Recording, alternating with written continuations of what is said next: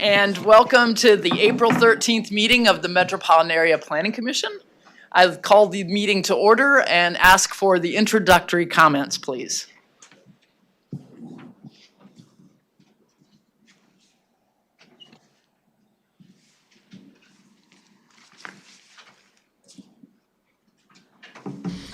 Before we begin the agenda, the Wichita-Sedgwick County Metropolitan Area Planning Commission and the Wichita-Sedgwick County Board of Zoning Appeals would like to take this opportunity to welcome everyone to this public hearing.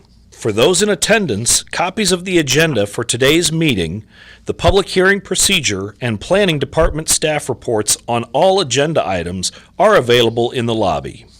The Planning Commission's and the BZA's bylaws limit the applicant on a zoning, subdivision, or variance application and his or her representatives to a total of 10 minutes of speaking time at the start of the hearing on that item, plus up to 2 minutes at the conclusion of that hearing. All other persons wishing to speak on agenda items are limited to 3 minutes per person. However, if they feel that it is needed and justified, the chairman may extend these times by up to 2 minutes. All speakers are requested to state his or her name and address for the record when beginning to speak. When you are finished speaking, please share your name, address, and the case number on the sheet provided in the room. This will enable staff to notify you if there are any additional proceedings concerning that item. All speakers at the podium, please remove your face mask before speaking into the microphone. Please note that all written and visual materials you present to the Commission and the Board will be retained by the Secretary as part of the official record. If you are not speaking, but you wish to be notified about future proceedings on a particular case, please provide your contact information to the Planning Department. The Planning Commission and the Board are interested in hearing the views of all persons who wish to express themselves on all the agenda items. However, we ask that all speakers please be as courteous and concise as possible and avoid long repetitions of facts or opinions which have already been stated. For your information, the Wichita City Council has adopted a policy for all city zoning items. A copy of this policy is available from the planning staff. The City Council relies on a written record of the Planning Commission hearings and does not conduct its own additional public hearings on these items. The decision of the BZA is final. Any appeal of a decision of the BZA is to the district court. Thank you very much. Now I'd ask for a roll call for attendance of the commissioners, and please remember to use your microphone so you can be heard by those participating virtually. Certainly. Fox. Here. Duell. Here. McKay. Here. Green. Here. Bill Johnson. Bill Johnson is absent. Blick.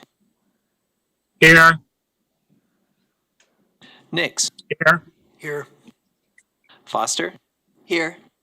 Warren. Here. Joe Johnson. Here. Miles. Here. Hartman. Here. Aldrich. Present. Williams Bay. Here. And Mr. Bill Johnson has joined us. 14. I show 14 members. Thank you. You all received copies of the minutes of the March 23rd meeting. I show that Bill Johnson and Josh Blick were absent at that meeting. Are there any revisions or corrections to the minutes, or could I have a motion? Move for approval. Motion from Commissioner Joe Johnson. Second. Second from Commissioner Williams Bay. Any discussion? Seeing none, all in favor, please indicate by saying aye. Aye. Aye. Any opposed? Motion passes 12-0-2. Thank you. Next, we will review each agenda item in order and identify if we need to hear the case or if it can be taken on consent. So I'll begin with the subdivision committee items. Item 2.1, lot split 2023 quadruple 05, located near West Street and Central. Anyone on the commission want to hear this case? Does anybody participating in chambers want to hear this case? Anyone participating virtually want to hear this case? We'll take item 2.1 on consent. Item 2.2, subdivision item 2022-00071, located near West MacArthur Road and South Hoover Road. Anyone on the commission want to hear this case? Anyone in chambers want to hear this case? Cottonwood Creek Estates Edition. Anyone participating virtually want to hear this case? Hearing none, we'll take item 2.2 on consent. Item 2.3, subdivision item 2023 quadruple 01, final plat at 47th Street South and South Webb Road. Does anyone on the commission want to hear this case? Anyone in chambers want to hear this case? Blue Stem Estates Edition. Anyone participating virtually want to hear this case? We'll take that item on consent. Item 2.4, subdivision item 2023, quadruple 07, final plat located at East 77th Street North and North 143rd Street East. This is in the county. Does anyone on the commission want to hear this case? Anyone in chambers want to hear this case? Anyone participating virtually want to hear this case? We'll take that item on consent. Commissioners? Move to approve items 21, 22, 23, and 24. I have a motion from Commissioner Miles, a second from Commissioner Green. Any discussion? Seeing none, we'll take a vote. All in favor, please indicate by saying aye. Aye. Aye. Any opposed, nay. Motion passes 14-0. We'll move on to the public hearing items. Item 3.1, vacation item 2023 quadruple 04, vacation near 71st Street South and 143rd Street East. Does anyone on the commission want to hear this case? Anyone in chambers want to hear this case? Vacation item 2023 quadruple 04. Seeing none, anyone participating virtually who would like to hear this case? Hearing none, we'll take that item on consent. Item 3.2, vacation item 2023 quadruple 05, located at South Webb Road and East 47th Street. Does anyone on the commission want to hear this case? Anyone in chambers want to hear this case? Anyone participating virtually want to hear this case? We'll take that item on consent. Item 3.3, vacation item 2023, quadruple 06. Request to vacate a floodway reserve, 125th Street North and North Seneca. Anyone on the commission want to hear this case? Anyone in chambers want to hear this case? Anyone participating virtually want to hear this case? We'll take that item on consent. 3.4, vacation item 2023, quadruple 07, located near Cleveland Avenue and New York Avenue. Anyone on the commission want to hear this case? Anyone in chambers want to hear this case? Anyone participating virtually want to hear this case? I'd move for approval of 3.1 through 3.4. Second. Motion from Commissioner Joe Johnson, second from Commissioner McKay. Any discussion? All in favor indicate by saying aye. Aye. Any opposed, nay. Motion passes 14-0. Ms. Fox, Yes. since we have such a large crowd here, Yes? why don't you just take a moment and explain to people it's not that we don't care about these? Yes, we have had subdivisions looking at all these items in excruciating detail in separate groups. And on our documentation, after reading these cases, we see the unopposed actions recommended by the subdivision, by the committees. And therefore, It's a fairly smooth process. We come to the full board. There's a lot of technical decisions in those items, as you can imagine. So appreciate the subdivisions work to carefully consider those. And that's a great observation, Joe. Might sound like we just want to get out into the 80-degree weather with our golf clubs and our gardens, but no, really, we take this business very seriously. Thank you. Now we're moving to the public hearing items. Item 4.1, again, to determine if we need to hear the item or if we can take it on consent. Item 4.1, conditional use 2022-0049. This is located at 71st Street South and South 99th Street East in the Derby influence area. Is there anyone on the commission that wants to hear this case? Just a quick note that this is a case that is coming back to you from the BOCC. Okay. This is a return from the Board of County Commissioners for a rehearing. Is there anyone in the room who would like to hear this case? Yes. Can you all raise your hands high so we can kind of see where you're at? Okay. Hello, Derby. Welcome. And we have a couple over here too. All righty, we will hear that case. Thank you for your testimony. Item 4.2, conditional use 2023-05. This is located near East 17th Street and Hillside. Does anyone on the commission want to hear this case? Anyone in chambers want to hear this case? Anyone participating virtually want to hear this case? 4.2. We will take that item on consent. Conditional use 20, and I need to check if the agent or applicant for 4.1 is here. Yes, okay, we see you. Oh, yeah, Scott, hi Scott. Conditional use 2023-06, located also south of Derby, South Boulevard, South Woodlawn, east of K15, 9850 South Southeast Boulevard. Does anybody on the commission want to hear this case? Anyone in chambers want to hear this case? Okay. We will hear 4.3. Is the agent or applicant for that case present? Okay, all right, great, thank you. Just want to make sure we have you around. Moving on through agenda, item 4.5, Plan Unit Development 2023-02. This is a zone change. Oh, 4.4, I'm sorry. Maybe I do want to get to the garden. Planned Unit Development 2023-01, a zone change located at 29th North and Greenwich Road. Does anyone on the commission want to hear 4.4? Anyone in chambers want to hear 4.4?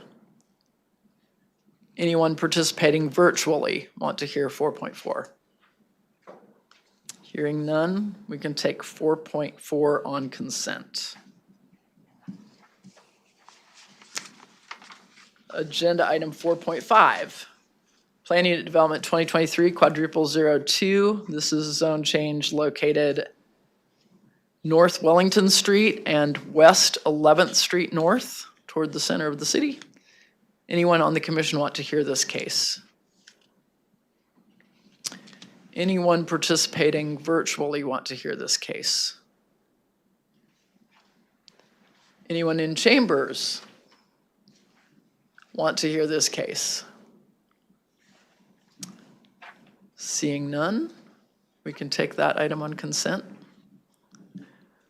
Item 4.6, zoning case 2023-07, located at South Maze Road and West Kellogg. Does anyone on the commission want to hear this case? Anyone in chambers want to hear this case? Anyone participating virtually want to hear this case? We'll take item 4.6 on consent. Item 4.7, zoning case 2023-08, located at 31st South and Seneca and 31st South and Walnut. Does anyone on the commission want to hear this case? Any participating in chambers who would like to hear this case? Okay, we will hear 4.7. Item 4.8, zoning case 2023-09, located at 31st North, 3205 North Fairview specifically. Anyone on the commission want to hear this case? In chambers, you'd like to hear this case, we will hear 4.8. Item 4.9.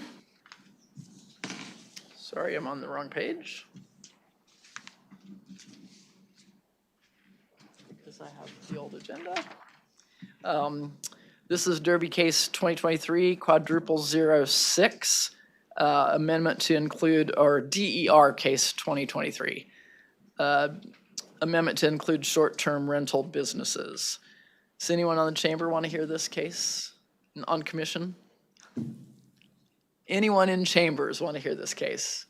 Raise your hands high so we have a sense of who is here. Okay? Madam Chair, I move that we approve items 4.2, 4.4, 4.5, and 4.6. Second. I have a motion from Commissioner Green and a second from Commissioner Hartman. Any discussion? All in favor, please indicate by saying aye. Aye. Opposed?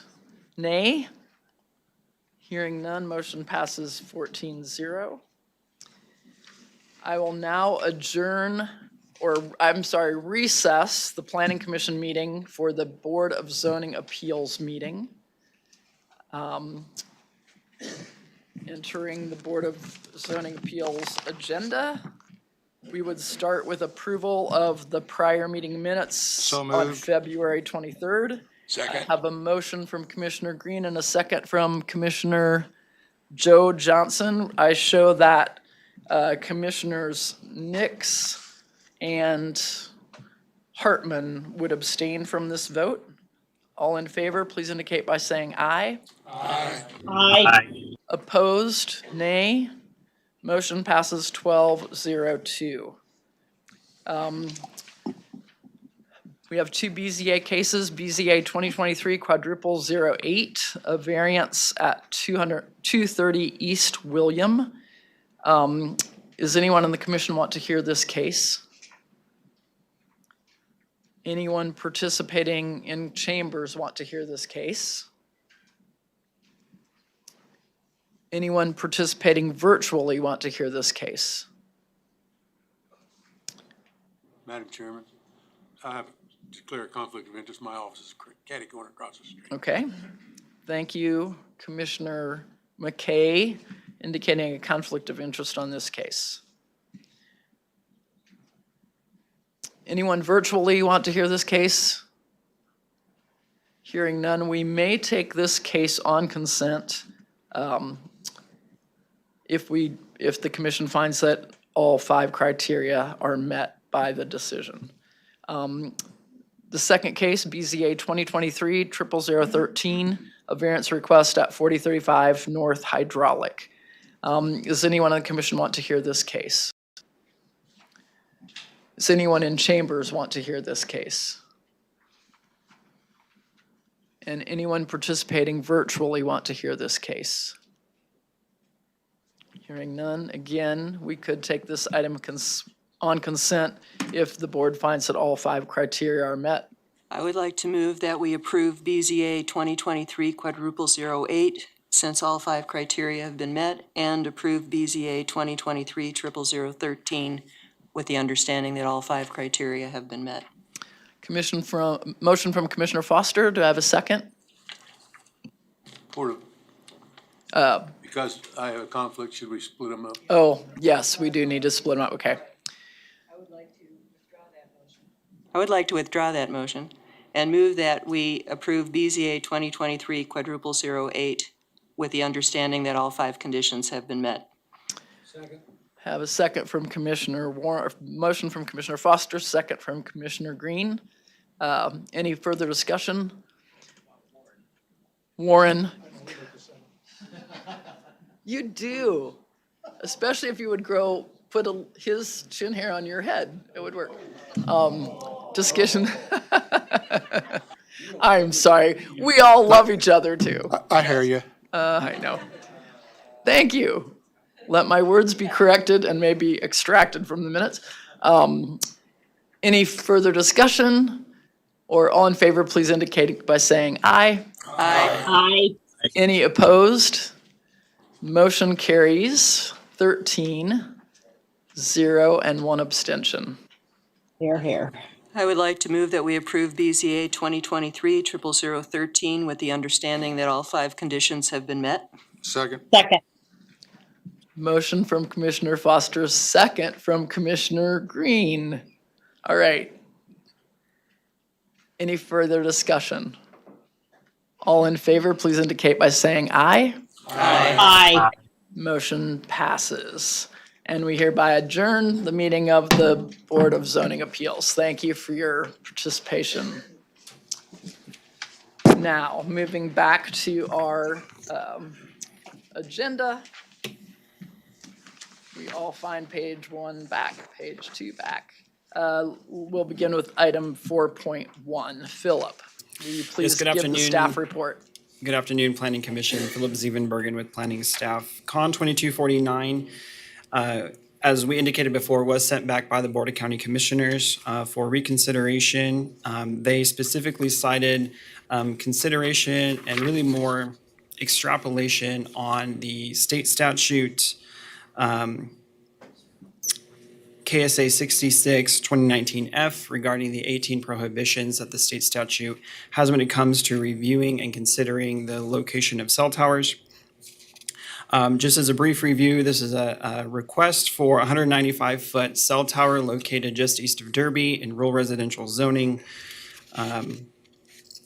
The property is on your screen. They would lease a 70 by 70 foot area for the compound and have a 195-foot monopole. For the sake of time, I'm not going to go into great detail of the original staff report, as we already considered those details, and those are not part of the reconsideration that was requested by the Board of County Commissioners. I will instead spend the time of the new information that is in your staff report at the beginning. The state statute, again, KSA 66 2019F, which all 18 prohibitions are included in your staff report as an attachment. Specifically, we're going to hone in on 2 of them. The discussion of the Board of County Commissioners had a lot to do about aesthetic impact to the surrounding area and to surrounding properties. And the Board of County Commissioners wanted clarification on if the state statute allowed or prohibited the consideration of visual impact on surrounding properties when it comes to whether or not they should approve the location of a cell tower in this area. So we're going to specifically look at 2 of them that deal with aesthetics, or at least location as well. One of them is item 10, and that one talks about how boards or governing bodies cannot impose undue burden in terms of camouflage or aesthetics on the tower as part of their consideration, basically saying, well, you can locate here as long as you dress up the tower in crazy ways that put an undue burden on the cell tower. It does not specifically mention any prohibition about considering the aesthetic impact on surrounding properties if a tower is located in that area. The other one we're going to hone in here real quick is item number 3, and that talks about how you cannot use location as a factor. Interpretation to that is saying, well, there's better land in another location. Let's talk about how they could put the tower somewhere else. So how these 2 marry together is you can discuss, will it have a negative impact on the surrounding properties at the current location? What you can't do is say, well, if we move the tower to a different location, that will have less impact visually on those properties over there. That's how these 2 things come together. So that's really our staff analysis of that. I'm going to be brief with that. If you have any questions, we also have our county legal support online today. Kirk Sponsel is with us if you have questions about the legalities of that. Otherwise, I'm going to, again, keep it brief. I know we got a number of folks here regarding public comment, so I can stand for any questions that you might have. Any questions from the commission at this point? Use your microphone. Is it?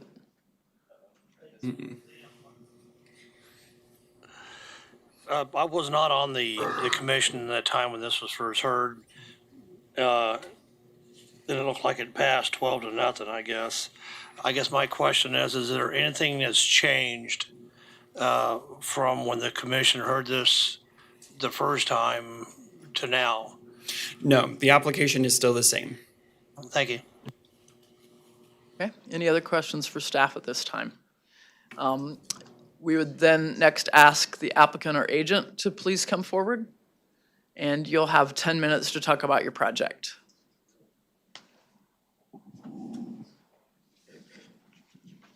And just a reminder to state your name and address for our records, please.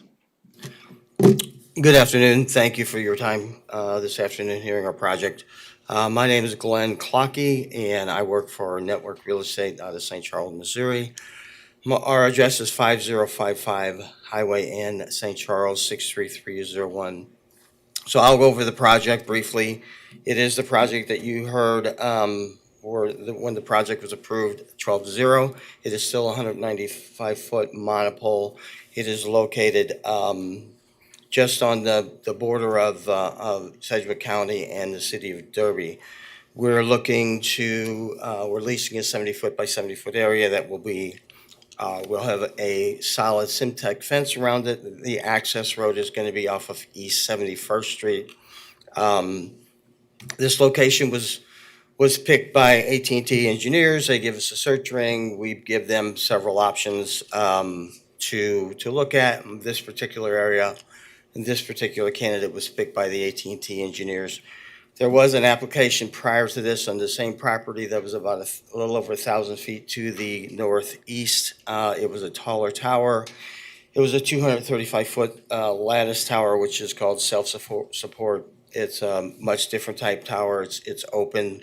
That was denied. We then moved. We talked to the city of Derby. We moved it to the west, put it behind another grove of trees. Said if we can change, we'll change it to a monopole type tower. Aesthetically, that seems to be more pleasing. The city said that they would prefer that type of tower, and we lowered the tower height to 195 feet. This tower will not be lit. We supplied the BOCC with 2 FAA approvals. One is for when the tower is built, you have to have a temporary FAA approval because a crane's going to be set on site for a couple of days while they're setting the tower. That crane will be lit because that's above 200 feet. That'll be probably there for a day or two. The permanent structure on our FAA approval shows that it does not need to be lit. So the tower will not be lit. Also, we're very well aware that this tower is located in the floodplain. The equipment will be raised so that it is not in the floodplain. It'll be raised up. We're looking right now at about 4 to 5 feet. If we get approved and we get to building this tower, that area will be shot, and we will know exactly how high to raise that equipment. The other thing that we did provide the BOCC was we did a real estate study by a licensed Kansas agent who provided actual sales, the towers that were, the homes that were near towers. It showed that the property values around homes that have towers around, it does not diminish the property value. So I'm here for any questions that you may have. Any questions from the commission for the agent? Okay. Thank you, and we'll ask you to stay and listen carefully to what you hear. There may be questions come out of public there will be. testimony. Thank you. Commissioner Warren? Got a staff question and legal. When we review this after it's gone through this process, are we looking at all the aspects of the application or just the conditions that were requested to be seen by the planning This is commissioners? This is Kirk Sponsel, Assistant County Counselor. Once again, this will be your determination and your recommendation overall to the Board of County Commissioners. Now, with that said, they did place specific focus on reviewing and addressing the propriety of reviewing aesthetics. And so really, when this comes down to you, it is once again a review of the application as a whole. Now, the question for aesthetics arises, and Philip did a great job of synopsizing the statutory language. It also is apparent in case law that aesthetics may be considered as another factor in your considerations beyond the golden factor. That doesn't mean you're required to. We're just saying that it is a potential option if you do want to consider it. I would defer to you on whatever weight, if any, you do give to that consideration. But overall, if you were to make a recommendation today to the Board of County Commissioners, it would be for the application as a whole. Okay, did that answer your question? Okay, thank you. At this point, then, we would call for those members of the public who would like to speak on this item. Just remind you of the rules. You'll step up to the podium and use the microphone, please, so that people who are participating virtually can hear you. State your name and address for the record, and then we will be carefully listening for the variety of issues that are raised rather than the frequency with which an issue is raised. So please, if you'd refrain from repeating something someone has already mentioned. Thank you. And please go ahead, sir. Okay, please excuse my cold. If I start coughing, I can't help it. But anyway, okay, my name is Jack Heslop. For those who know me in here, I am on the City Commission of Derby, although I am not speaking for the City Commission. I want to make that clear. I'm speaking as a citizen.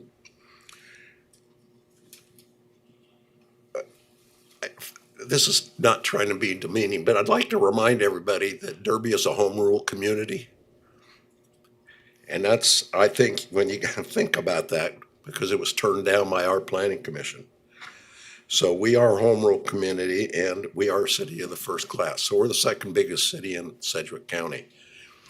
Anyway, I'm objecting to the tower because it doesn't need to be 195 feet tall. I'm sorry, that's an ugly, coyote ugly, to use a term, tower.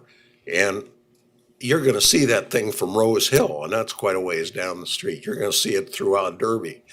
I mean, it's that's way out there, and every buddy who owns a house around there is going to look at that and say, oh my God, I got to look at that for the rest of my life. I'd like to point out that Derby is growing, and we currently have about 300 acres that have gone through our planning commission that's in development within a short span and close to that tower.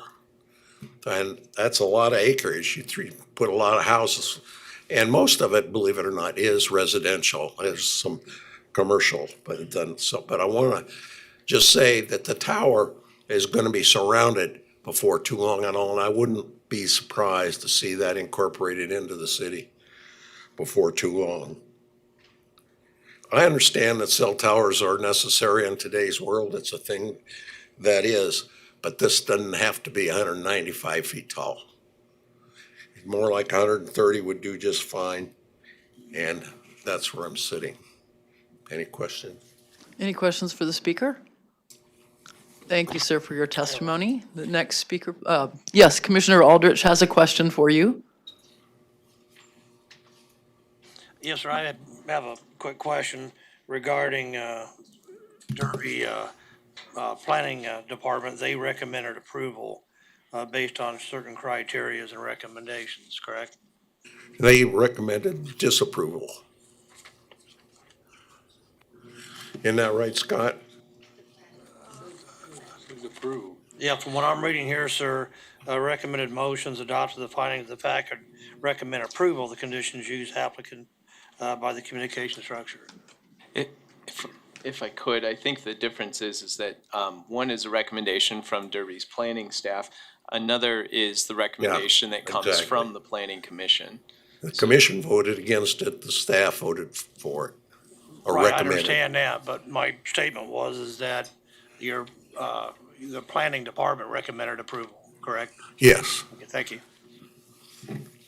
Thank you for your testimony. Next speaker, go ahead and come right up, state your name and address. You have 3 minutes.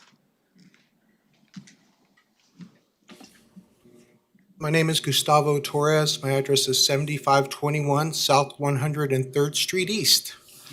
Thank you. All I want to do is I want to give you guys kind of like a picture of what's going on from my home. When I wake up in the morning and I look out my window, I see a beautiful pond, walking trails, a barn. I see a tractor. I see my goats, my dogs, beautiful fields, beautiful tree lines. And in all these things that I'm talking about, one thing doesn't fit in that picture, and that's a 195-foot cell phone tower. I'd really like to keep the aesthetics of the property that I worked very hard for, sacrificed a lot of time with my family to afford that property, and took a lot of risks to get there. I just hope that you consider that when you guys are thinking about what aesthetically belongs and what does not aesthetically belong in that area. Once again, I appreciate your time, and thank you for your service to our community. Thank you for your testimony. Any questions for the speaker? Okay, thank you. Next speaker, please.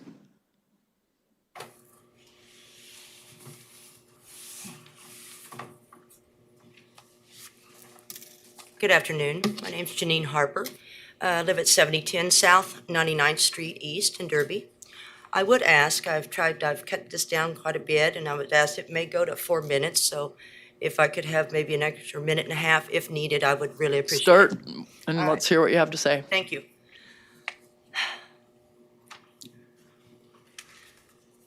This is the 14th of 18 elements from the Kansas statutes that the telecommunication industry's holy grail. They're ace in the hole. It gives them carte blanche to ramrod unchecked radiation-emitting cell towers in our residential neighborhoods. No, I'm not going to talk about cell tissue and DNA damage. I'm not going to talk about blood-brain barrier permeability. And I'm not going to talk about oxidative damage or infertility. Because surely our government, and well, you guys, aren't suggesting that a commission or any decision-making body could not reject an application based on facts and truth. I mean, that would be criminal, not to mention just plain evil and immoral. To ignore facts and research that prove the massive amounts of disturbing health consequences. Perceived and alleged. Words have meanings. Facts and truth. That's what every decision should be made upon.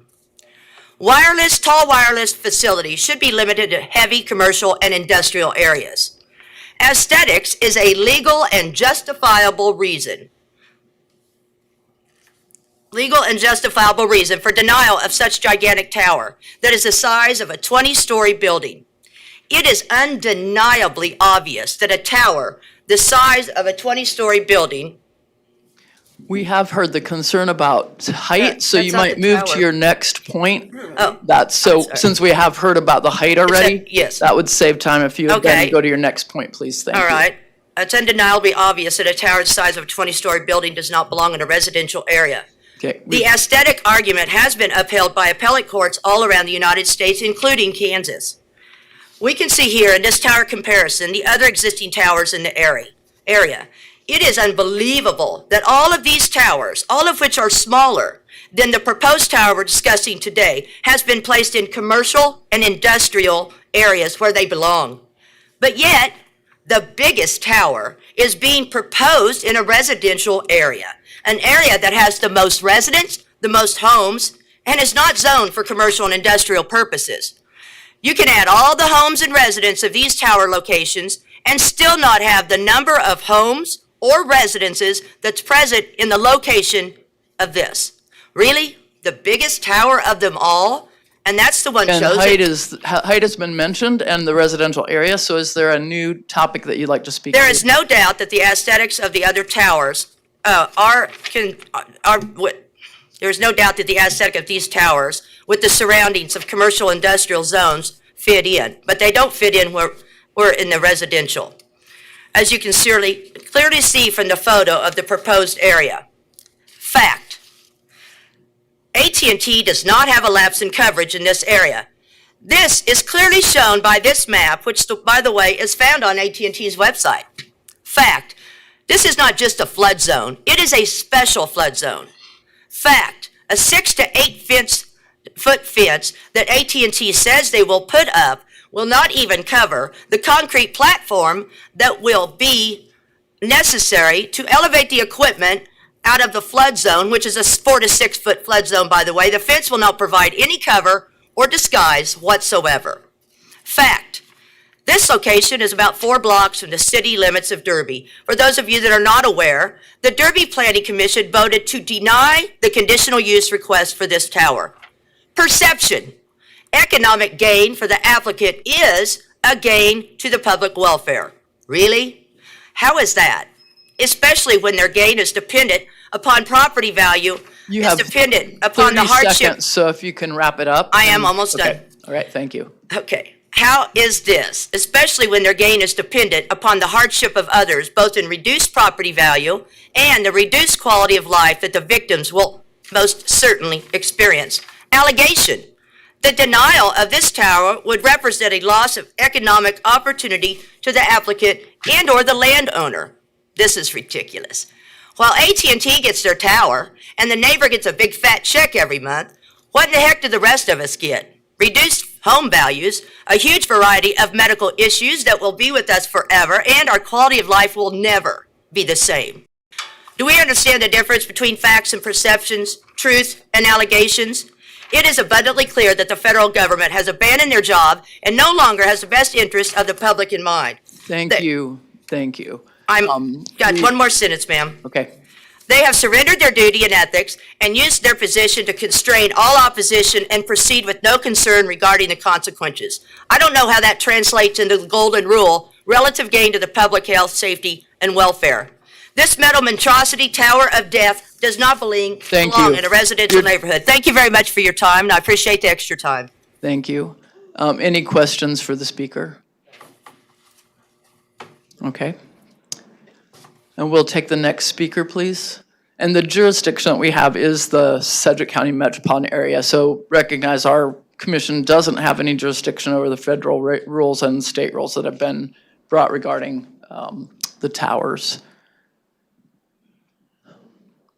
Yes, sir, your name and address, please. Mike Harper, 7010 South 99th Street East, Derby, Kansas. AT&T's application does not comply with the Unified Zoning Code nor the Community Investment Plan. The proposed tower would violate the wireless communication plan. AT&T's irresponsible placement of the proposed tower will inflict substantial adverse impacts and aesthetics on the character of the area, and will inflict substantial and wholly unnecessary losses to the values and adjacent properties. The purpose of the codes are to encourage orderly growth, meet future demand while considering the environment and the community as a whole, to protect and preserve the natural elements and the community's quality of life, and create a unique living environment. The plan values vibrant neighborhoods where people care about neighbors, value condition of property, take pride in where they live. Clearly, the Unified Zoning Code and Community Investment Plan see communities where quality of life is a primal goal. In order to maintain the quality of life for the homeowners near their proposed tower, AT&T's application must be denied. Their quality of life will suffer should a nearly 200-foot tower be constructed near their home. The intent of the wireless master plan are to balance demand for cell towers with communities' desire for an orderly and attractive environment. In general, tall towers should be limited to heavy commercial industrial areas. Homeowners desire an orderly and attractive environment as contemplated by the plan.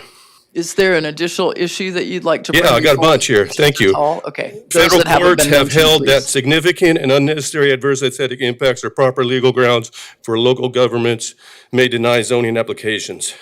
T-Mobile versus Wyandotte County, Kansas, noting that aesthetics can be a valid ground for local zoning decisions. Okay, and that was raised for us by staff. The so court we're in aware of Stout that. versus City of Bel Air, Kansas, held that not only were the wishes of the neighbors a factor to be considered, but the residential character of the neighborhood, the existence of single-family homes, and the visibility of a 170-foot tower were all legitimate factors considered denying an application for a cell tower. Evidence of negative visual impact. We have 45 people that live around the proposed location that have submitted petitions and adverse aesthetic impact letters in opposition to this tower. We supplied you guys with all that information in our memorandum. Yes, and we have received that. We All have members Derby of the Council commission. men and women here that oppose this tower. Derby has an interest in this tower because it's in an influence zone, and they voted against it. In 2020, the proposed tower was on the same property on the south side. The property was defeated by the Derby Planning Commission and the Metropolitan Planning Commission. Is there any additional item you haven't had a chance to speak? Yeah, On- Derby does not we want have- this tower. Okay. It is respectively submitted that AT&T's application for special use permit be denied in its entirety. Okay, thank you. Thank you, Any- and I'll take any questions you have. Okay, any questions for the speaker? Thank you again, and your passion for your community is amazing, and we know that's why Derby is a star. So we recognize, we understand and see that passion in your numbers, and we're trying to identify the wide scope of issues. So that's why we ask for no repeats. And then if you've had your time at the podium, then we allow other speakers to have their time at the podium. Thank you for your testimony. The next speaker, please.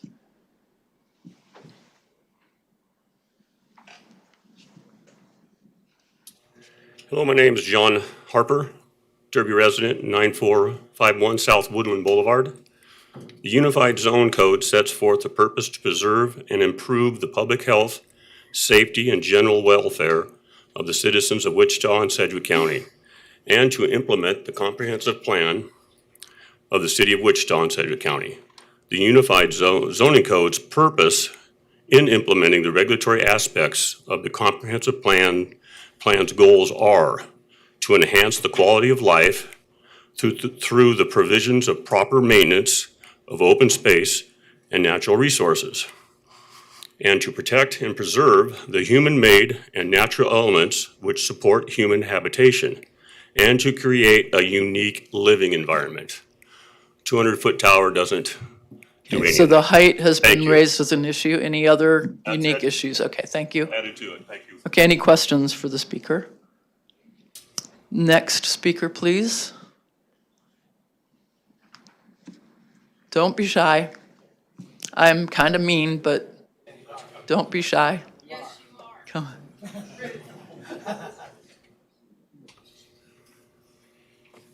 My name is Jim Inkelar. I reside at 7300 South 103rd Street East.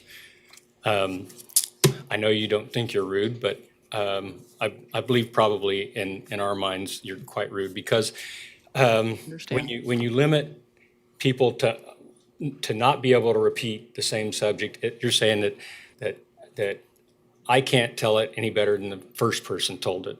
Okay, so I hope you understand that. I do. This tower does not meet your comprehensive plan. That's been brought up before. I would like to remind you that you're not here to serve AT&T. AT&T, 5 minutes later, will move on to their next project and won't care one bit about Derby or Wichita or Sedgwick County. They only care about AT&T. Now, your job is to protect the citizens of Sedgwick County. I hope that you will keep that in mind. I am going to repeat what's been said before. If you look out to Friends University and you see that huge tower out there that you can see from downtown, you can see from as far west as the city limits, that's only 158 feet tall. This tower is going to be 195 feet tall and is not limited to that. It can extend up to 215 feet without your permission once you agree to this. The number of antennas on that tower can be added to at any time without your permission. You'll have no control over it at all. I would like to raise a question. How many of you live underneath a cell tower? How many of you would like to live underneath a cell tower? Does it count that I can see one out my kitchen window? No, that doesn't count. You got to live as close as we will live to it. This is a monstrous tower. This is no little thing. So size is important. Okay, we've heard, and we have heard the size. I want you to stop and think about how this will impact us as a community. And at the same time, as brought up before, this is a big part of Derby's expansion. You're going to be changing how Derby can expand. You can talk about property values all you want, but the truth of the matter is everybody knows that it will affect property values. You can twist numbers any way you want. Any accountant can tell you that. You can make numbers say what you want. But the truth of the matter is, you know in your hearts that it will affect property values and it will affect our lives. So thank you for your time. Any questions? Any questions for the speaker? Thank you. Okay. Next speaker, please. So my name is Wayne Petrick. Please wait until you're to the microphone because we have people participating online who'd like to hear. Wayne Petrick, 7550 South 103rd Street East. And so what this is this is a picture of what it's going to look like. Sir, you need to be at the Yeah, microphone. and maybe we can have staff take the This is picture a to picture pass of it what it's going around. to look like. Walk that around there if you would, please. This would have died at the BOCC meeting if the chairman would have allowed a vote on the motion he made. But we go on. Derby Planning Commission's judgment in balancing marketplace demands for wireless communication facilities with community's desire for an orderly and attractive environment should be relied on by this body since the proposed site is in the Derby zone of developmental influence. I understand. Health The issues. wireless communication master Sorry, plan we can't hear provides two people at guidelines once. which address application of state law, quoting, "In general, tall wireless communication facilities should be limited to heavy commercial and industrial areas and should decrease in height as intensity of development decreases. Subject tower is a capacity site as defined by the plan," quoting, "These sites mostly can be accommodated in commercial areas along major roadways. This application is outside the intent of the plan guidance, part of which is to keep tall towers out of residential areas. The plan encourages wooded areas but does not offer wooded areas as a substitute for siting in commercial industrial areas, nor does the plan offer wooded areas as a condition for siting in residential areas. The area in question has 14 houses, 1,500-foot radius, and is adjacent to a developed area of Derby. Furthermore, the site's not in a wooded area. It's the edge of a 9-acre hayfield adjacent to a 7-acre wheat field, and it's free of trees on 3 sides for 300, 900, and 1,100 feet. A partially obstructed view is the same as a mostly visible view when considering that most homes in the neighborhood will have a view of at least 150 foot of the tower. The stark contrast between the tower and existing surroundings will still be obvious. All of the existing non-collated capacity sites in Derby area are commercial industrial areas, which you And saw we have on the received a chart. good list of that, and we have that That's information. right. so There's thank you, railroads, and- factories, major roadways, substation, and big box stores included in that. Yes, we've heard that Addition of information. capacity tower to an otherwise rural residential area will forever change the character of the neighborhood to commercial and industrial. The image of a capacity tower 195 feet high with lots of junk on top is synonymous with commercial and industrial regardless of zoning. This will set a precedent which likely will be used later to approve other commercial industrial conditional uses in the neighborhood. It's not consistent with Greenbelt and a Derby comprehensive plan.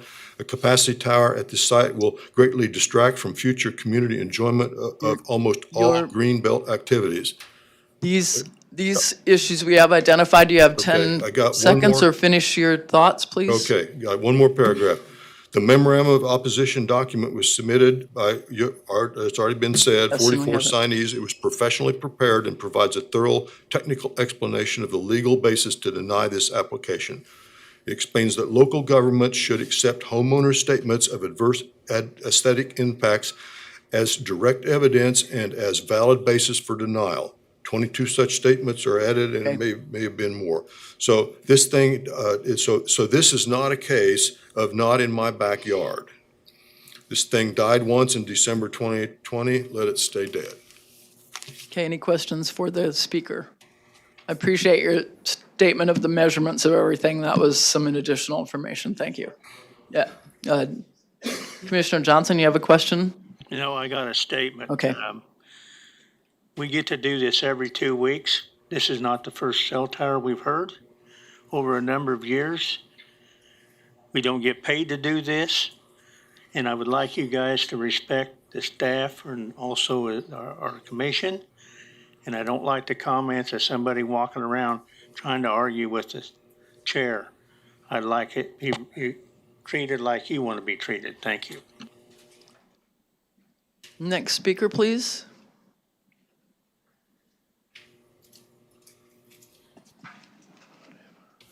My name's Dave Seltzer. I live at 7114 South 99th East, probably the closest property to this tower. My property is a historic property of Derby. It was one of the very first homesteads in Derby in the 1800s, belonged to the Swensons at one time, or the Swainies, I'm sorry. I actually live in a tree house, which is going to be a subject on the next agenda, I think, coming up in the 1st of May. And I heard. So you've probably lived through some development around you, is that correct? Oh, yes. And so you've had to adjust a lot of changes in your view, is that correct? Very much so, yes, because I've lived in Derby since 1970. Okay. It's not even the same community. So what are the issues that you want to make sure we hear that we haven't heard? One thing that I heard, you had a realtor, I don't know who he is, who said that it doesn't affect property values. Well, it already has affected property values. I have a property there that people wanted to buy, still want to buy, but it's been put on hold because of this tower. And it's the old house, which sits towards the back of the property.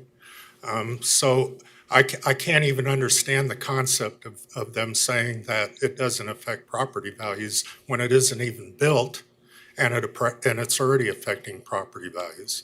And the other thing is, I live on this property, I don't have any children, and my plan has always been to donate 10 acres of this property to the city of Derby as a wellness park.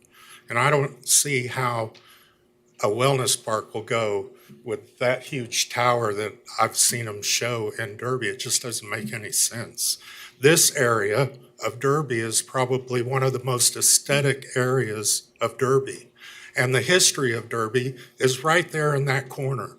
They used to march the cattle up the Santa Fe Trail and rest them right there on that corner before they took them to Wichita. You can find Indian arrowheads on the creek. The Indians lived on the creek. And it just doesn't make sense to build this type of tower in a historic area in Derby, which the town is growing towards. There's going to be thousands of residents living around this tower, and that's all I have to say. Well, you say there's going to be thousands of residents, so some of that land will be developed around that area? Not my one way or the other. land. Okay, It's going to be a park, okay. but a park next to that tower doesn't look good. Right. Any questions for the speaker? Hearing none, thank you. Next, I'm sorry, the questions at this point are only from the commission. It's a matter of our protocol. Thank you very much. Next speaker, please.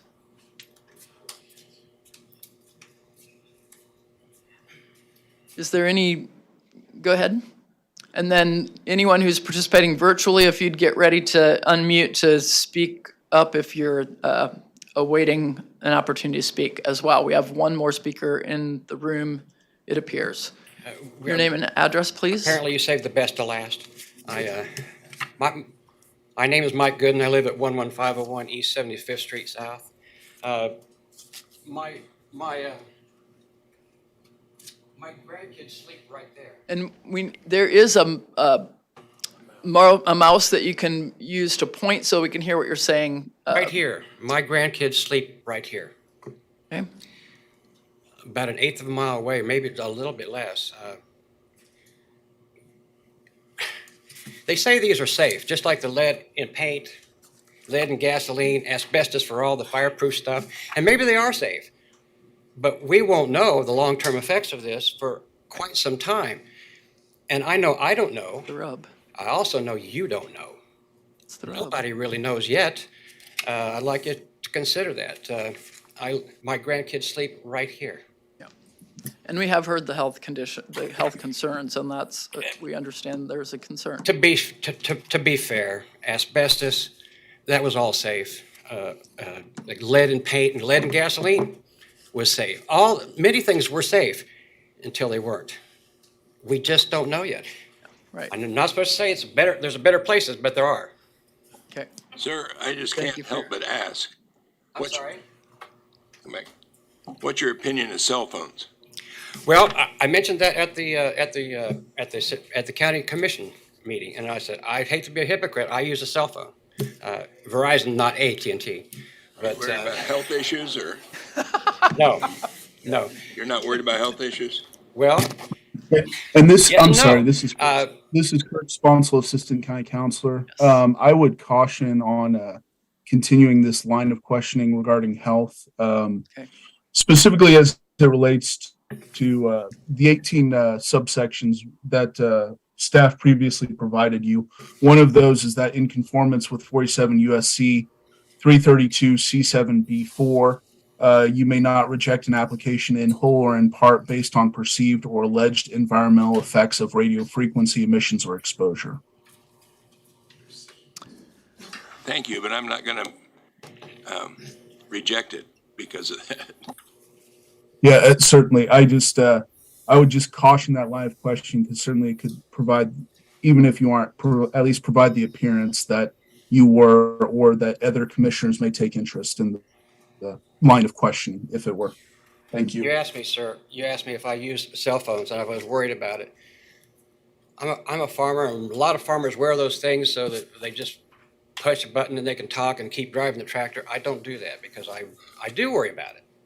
I use it as I have to, but this thing will bombard us 24/7.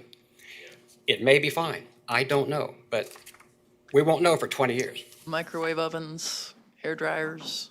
Anyway, but we're not, but again, right now, the statute said we can't deny it because we don't have that proof. Does that make any sense? The energy of the population to work on those kinds of rules would be a wonderful place for your energy, perhaps. Okay, any other speakers in chambers that want to speak? I see one more. Are there others still getting ready? Okay. Yes, sir. Your name and Stan address. Hancock. I live at 10700 East 75th Street South. I'm about halfway between where Mike, who just spoke, lives now and where his grandchildren live. We built our forever home out there just within 7/8 of a mile from where this tower is proposed, and our family's been there for 25 years. I concur with all of the comments that have been made by the previous people that not only aesthetically, but physically and health-wise, I would ask you to deny this request. Thank you for your testimony. Any new information that you had to mention beyond? Any questions for the speaker? Is there anyone else in chambers who'd like to speak on this issue? Is there anyone participating virtually who would like to speak on this issue? Please unmute your mics and state your name and address, please.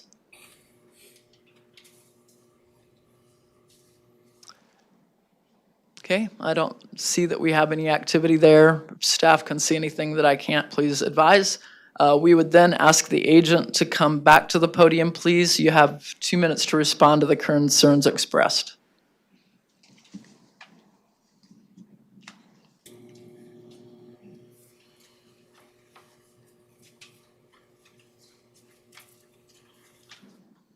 Thank you again for your time, and there's just a couple of items that I would like to address. Number one is that this site that AT&T is proposing here is a necessary site. AT&T has a coverage deficiency there. There is a tower that the city of Derby approved over by the Lowe's. It's about 3.5 miles northeast from this tower. This particular tower is built into improving the coverage in the city of Derby significantly. Part of the reason this tower is put where it is because of the growth that people have mentioned. I mean, it's a network thing. The growth they know is coming. They're going to have a lot of data issues. They're going to have calls drop. So they're trying to get ahead of the game.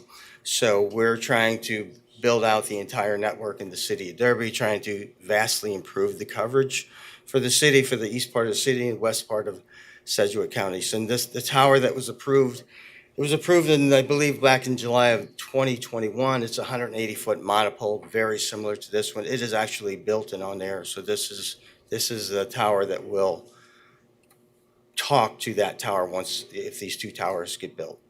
So if there's any other questions, I will be gladly to answer them. Commissioner Hartman? Why does it have to be as tall as it is? The reason this tower is this tall is because of the ground elevation, what they're trying to cover. This is a lower ground elevation than where we originally were and where the other tower is currently being built. And it needs to be that tall to reach to, these towers talk to one another as you're driving through, you're getting passed off from tower to tower. So it needs to be able to relay to the other towers in the area. Other questions? I think I saw Mr. McKay. Commissioner McKay, Commissioner Nix, did you I have was a? going to ask the same thing. Okay. And can you speak to there are some conditions in this application. What was planned to improve the aesthetics, as that's a primary issue? Is it simply a fence? There's a fence, and the county requires landscaping that we will abide by. I believe as part of our plan that we can landscape around the fence. There's going to be an 8-foot solid fence. It's called Simtech fence. It can look like stone or brick or whatever the county wants us to make it look like. We can make it look like that. Scott? Yeah, just a staff clarification on that. There's no requirement for landscaping included. There's no. But the solid screening of a 6-foot. Solid screening, then that's what we'll do. Whatever that they require. Commissioner Hartman? Okay, what equipment will that 8-foot screen, will there be other equipment above that 8 feet? The type of equipment that goes in here is called a cabinet. So it's not a shelter. It's an electronic cabinet. The height of how high we have to raise this to get out of the floodplain, the cabinets are about 5 foot high. So the top of the cabinet, you may be able to see that, but it just depends on how high we have to raise the equipment. Other questions for the agent? Okay. Seeing none, I'll bring it back to the commission. And Question, this- I have I'm do you have sorry. an additional question?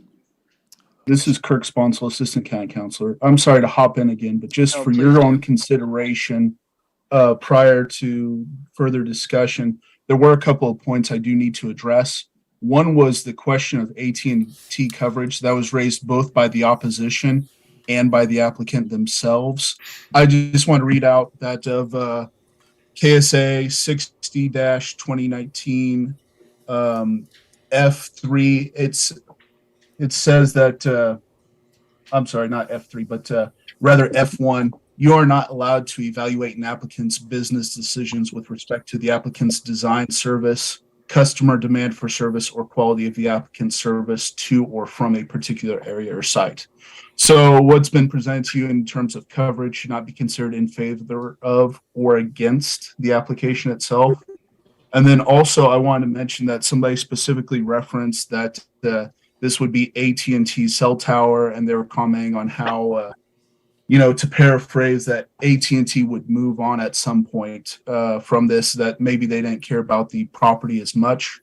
I also wanted to raise in that same section, subsection F9, it says that you cannot discriminate or create a preference on the basis of ownership of any structure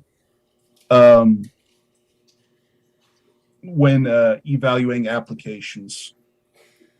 So you can't use the fact that AT&T would be the ones running or owning this structure and hold that against them, essentially. And again, these are Kansas statutes that we don't have jurisdiction over, but have to comply with.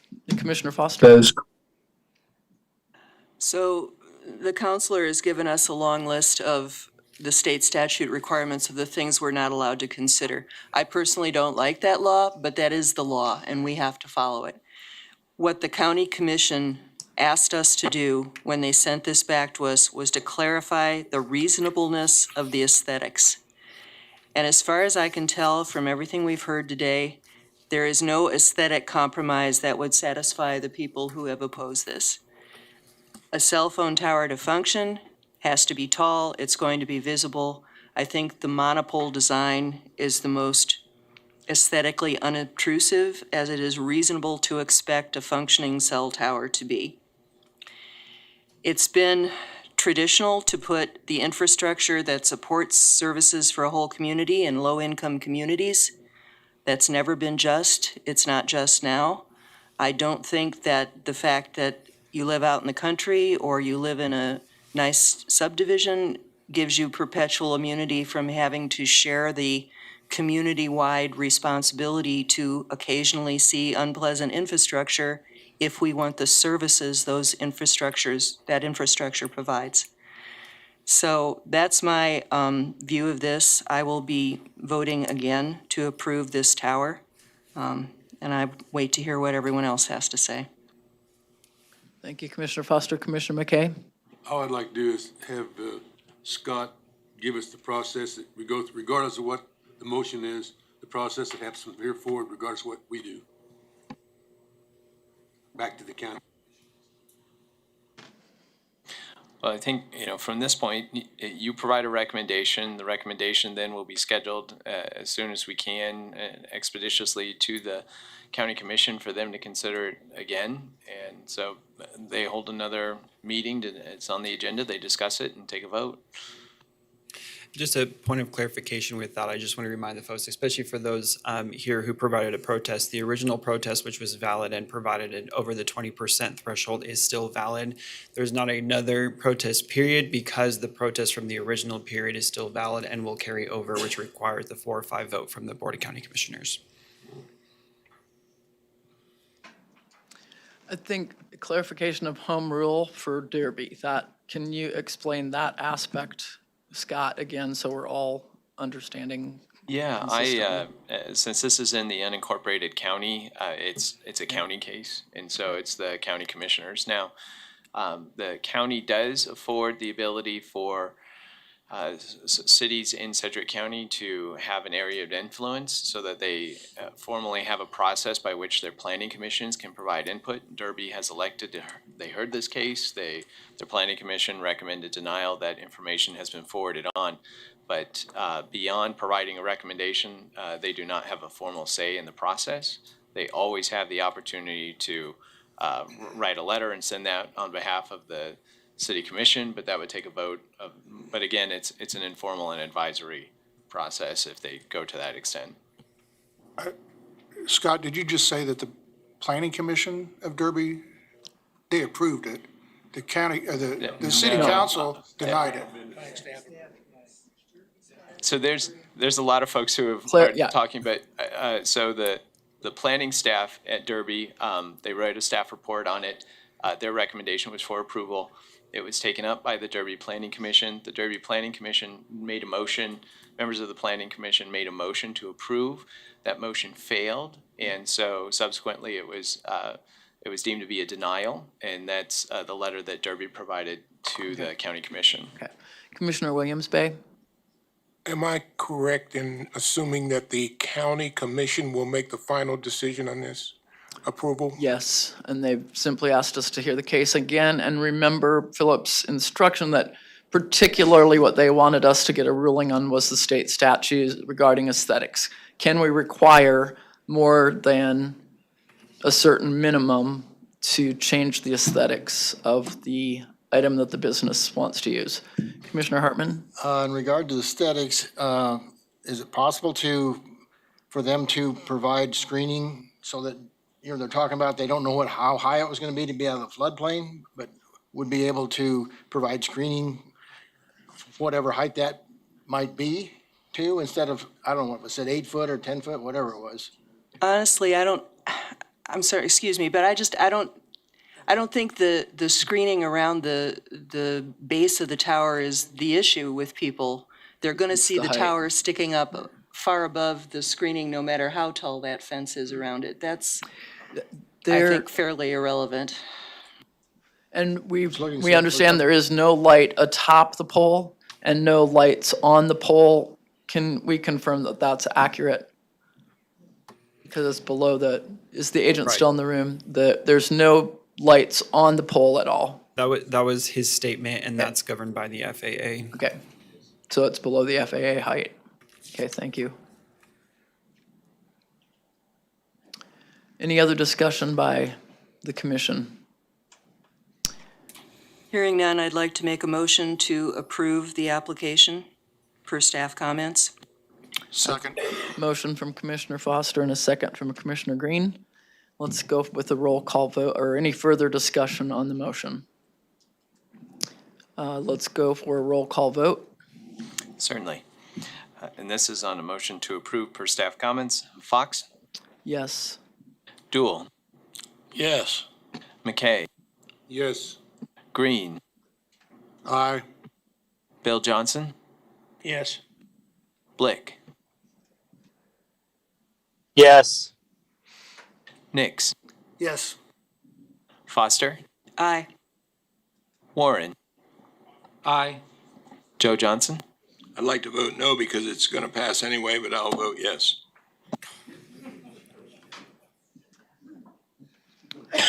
Miles? Aye. Hartman? No. Aldridge? Yes. Williams Bay? Yes. Show the vote is 13-1. Motion passes 13-1. Thank you to those who did bring testimony, and we do appreciate your time to be present with us.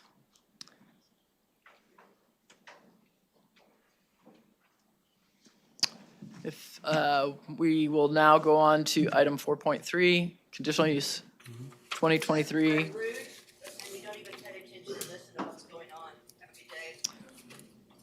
Yeah, yeah, that's okay. Speaks for itself. Yes, I know. Conditional use 2023, quadruple 06. Let's see what time it is right here. 2:47. Just give a few minutes for the room to clear. If anyone would like, yeah.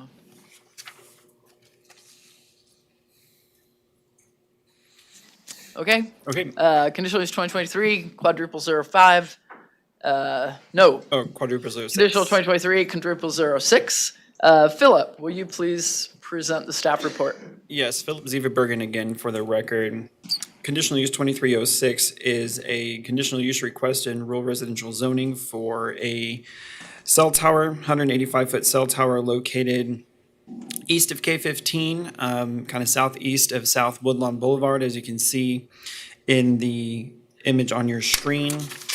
The applicant is requesting to place, they're leasing a 75-foot by 75-foot area on the subject property. It is worth noting that this subject property and this subject property are under common ownership. They share a common drive. If you want to go to the aerial, Paul.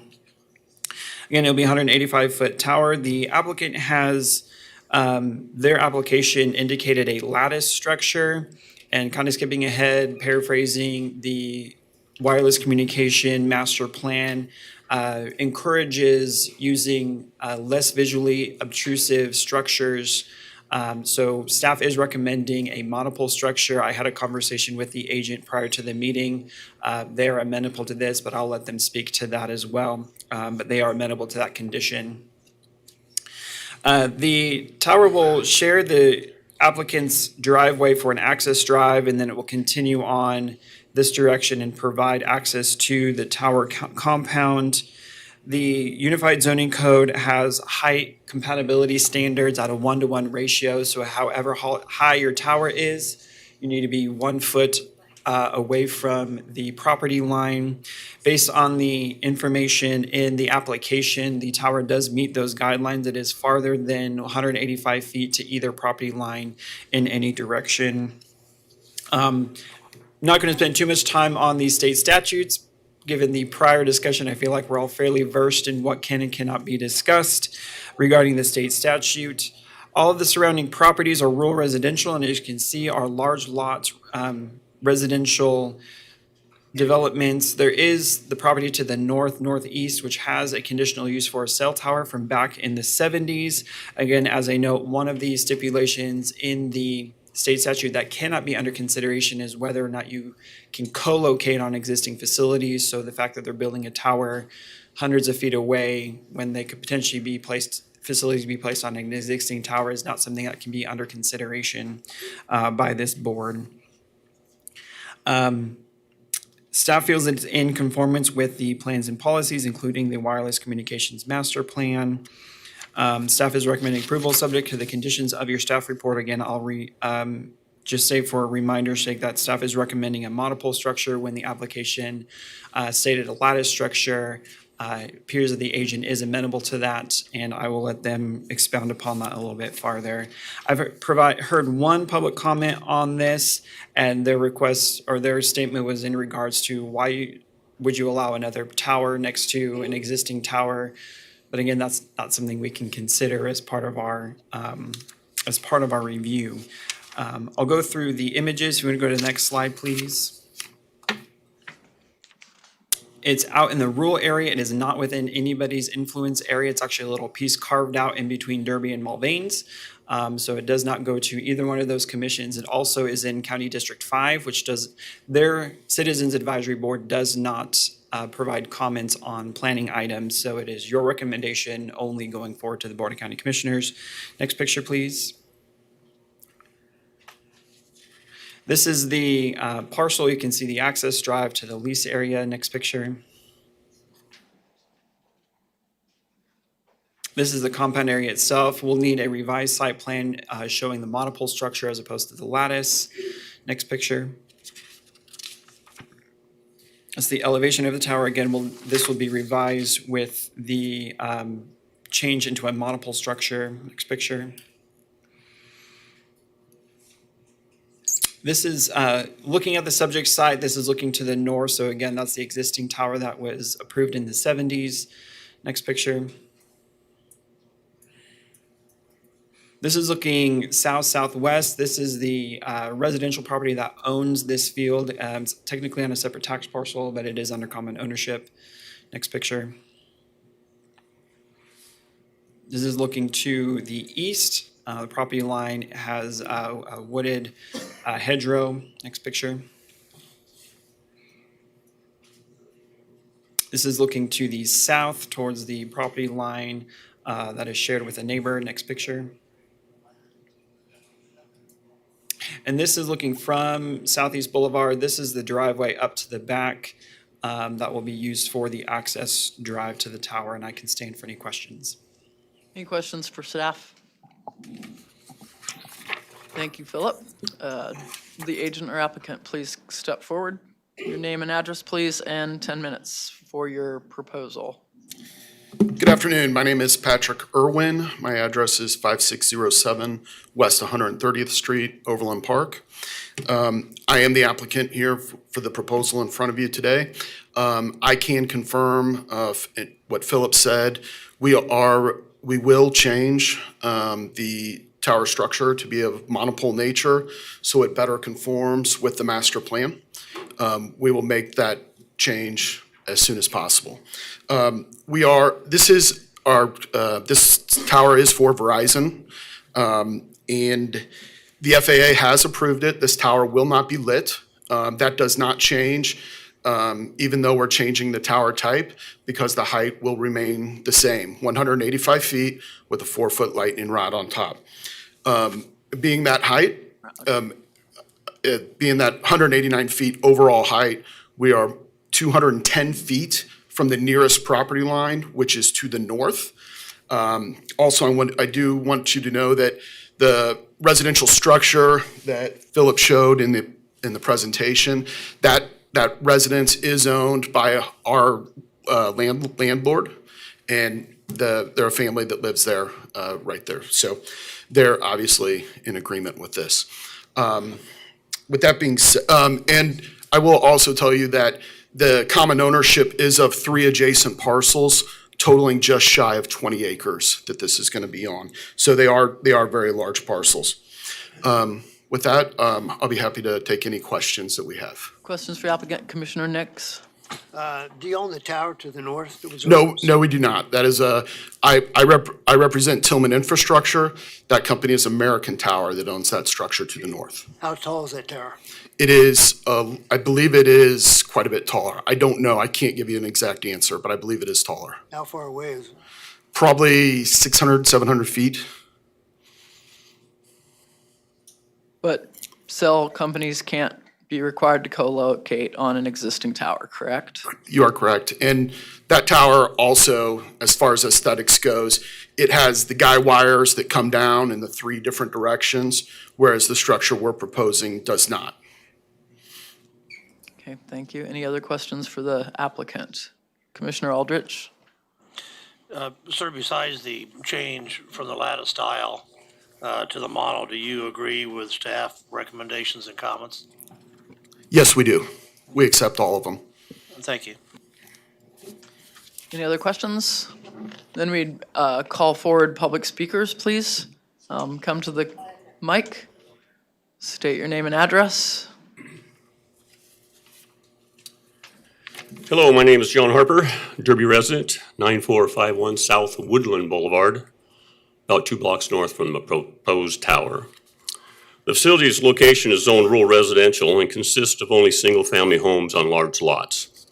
Granting conditional use permit to construct a tower would violate the Wichita-Sedgwick County Unified Zoning Code, the Community Investment Plan, and the Wireless Communication Master Plan. It would also inflict upon nearby homes and surrounding communities the precise type of adverse impact the Unified Zoning Code, Community Investment Plan, and the Wireless Communication Master Plan were explicitly enacted to prevent. The Unified Zoning Code has set forth the purpose to preserve and improve the public health, safety, and general welfare of the citizens of Wichita and Sedgwick County, and to implement the comprehensive plan of the City of Wichita and Sedgwick County. The Unified Zoning Code's purpose in implementing the regulatory aspects of the comprehensive plan's goals are to enhance the quality of life through the provisions and proper maintenance of open space and natural resources, and to protect and preserve the human-made and natural elements which support human habitation, and to create a unique living environment.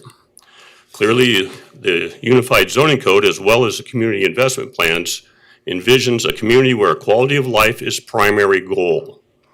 The construction of the proposed cell tower would violate the Wireless Communications Master Plan adopted January of 2019. The Wireless Communications Master Plan outlines location, siting, and design guidelines for new wireless facilities. In general, tall wireless communication facilities should be limited to heavy commercial and industrial areas and should decrease in height as the intensity of development decreases, the shortest facility being located in residential areas. The language is clear, and this cell tower does not belong in this proposed residential neighborhood. The size of the tower alone indicates it should be in a heavy commercial or industrial area. In addition, there is no design or disguise that could camouflage a tower.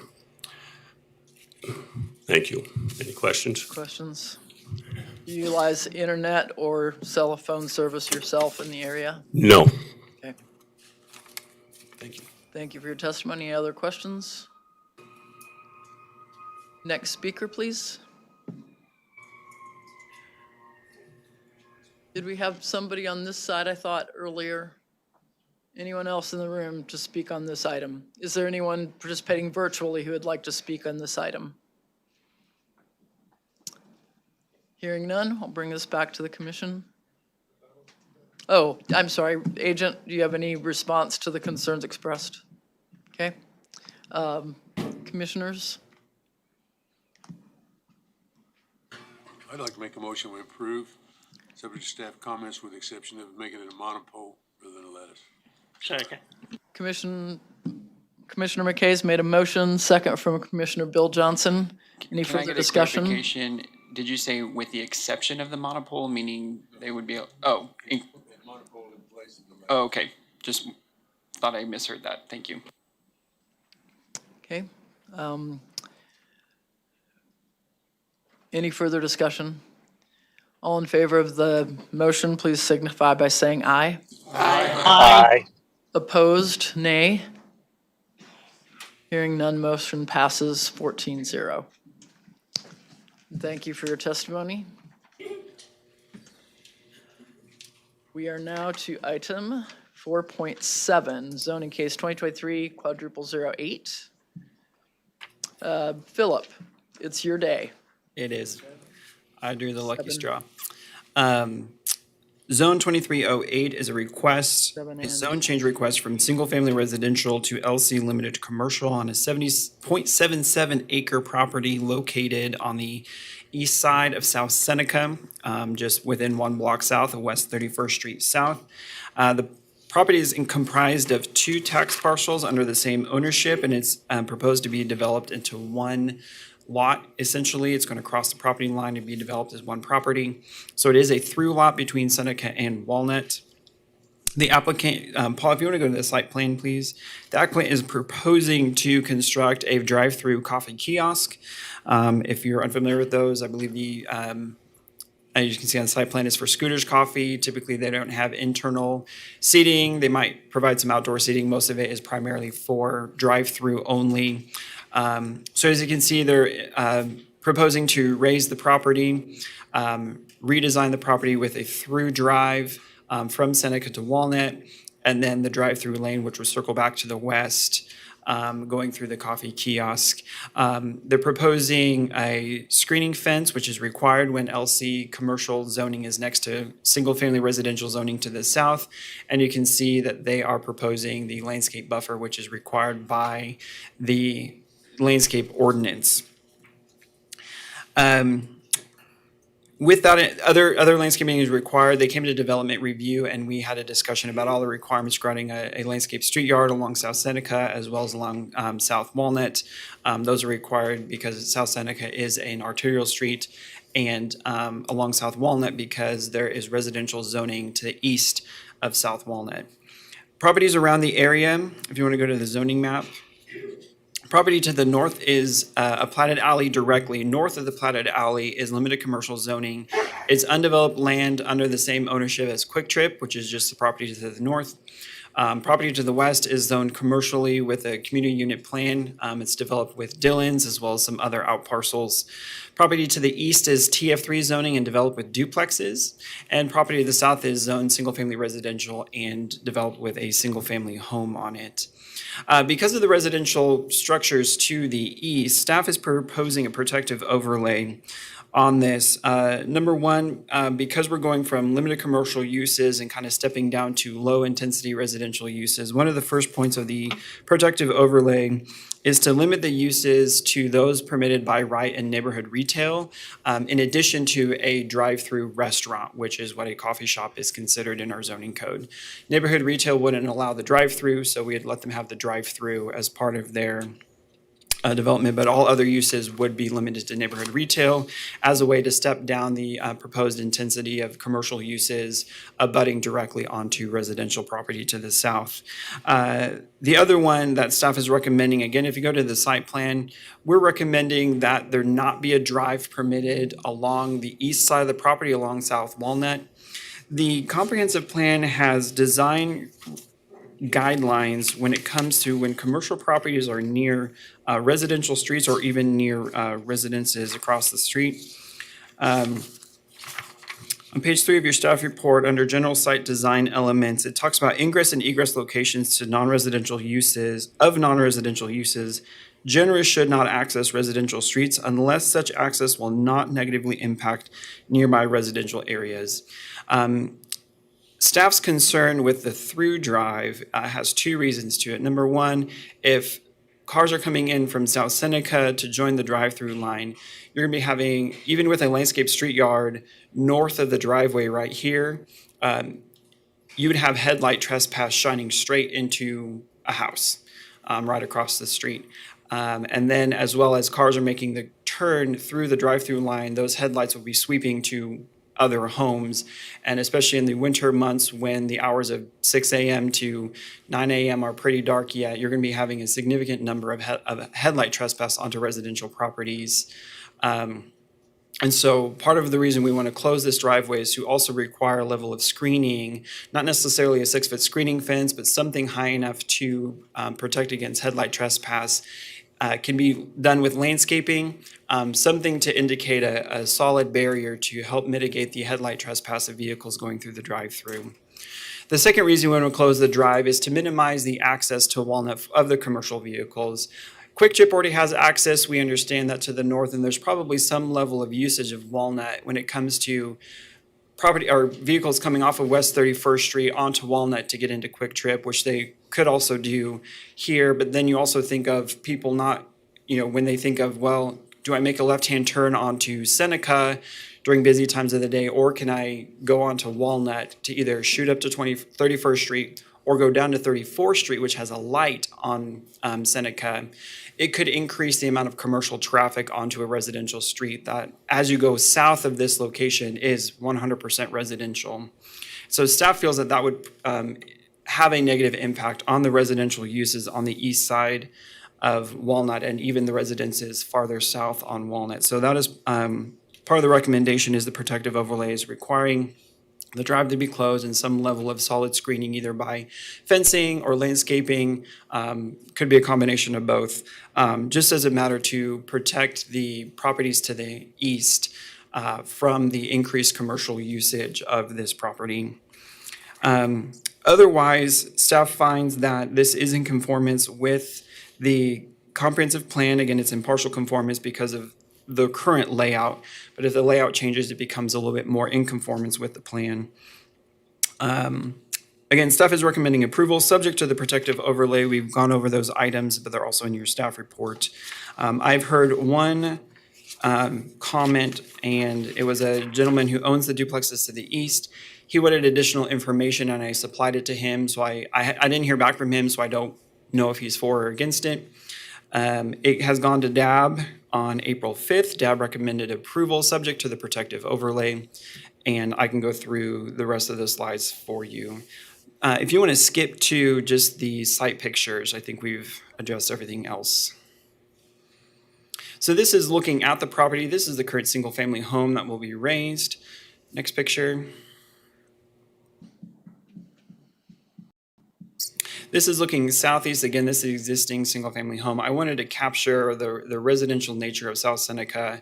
One thing I failed to mention here is they do have kind of a series of connected driveways here. We worked through with the applicant. They, in a sense, have a shared drive with the neighbor to the south. There seems to be no legal reason that has to be there, and they actually intend to close that drive. They only really intend to have one driveway onto Seneca, which would be, I'm sorry, they're going to close this drive, they're going to take this drive and make it bigger, but basically they're not going to have a shared piece of concrete anymore. They will provide a barrier between the neighbor's driveway that connects kind of off of this and their property. There doesn't seem to be like a shared access easement or anything like that, because this property has a second drive as well.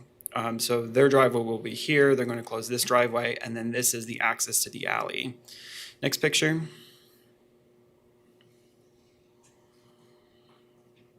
This is looking at Quick Trip. Again, this is the alley. This is the undeveloped land just north of the property that Quick Trip owns. Next picture.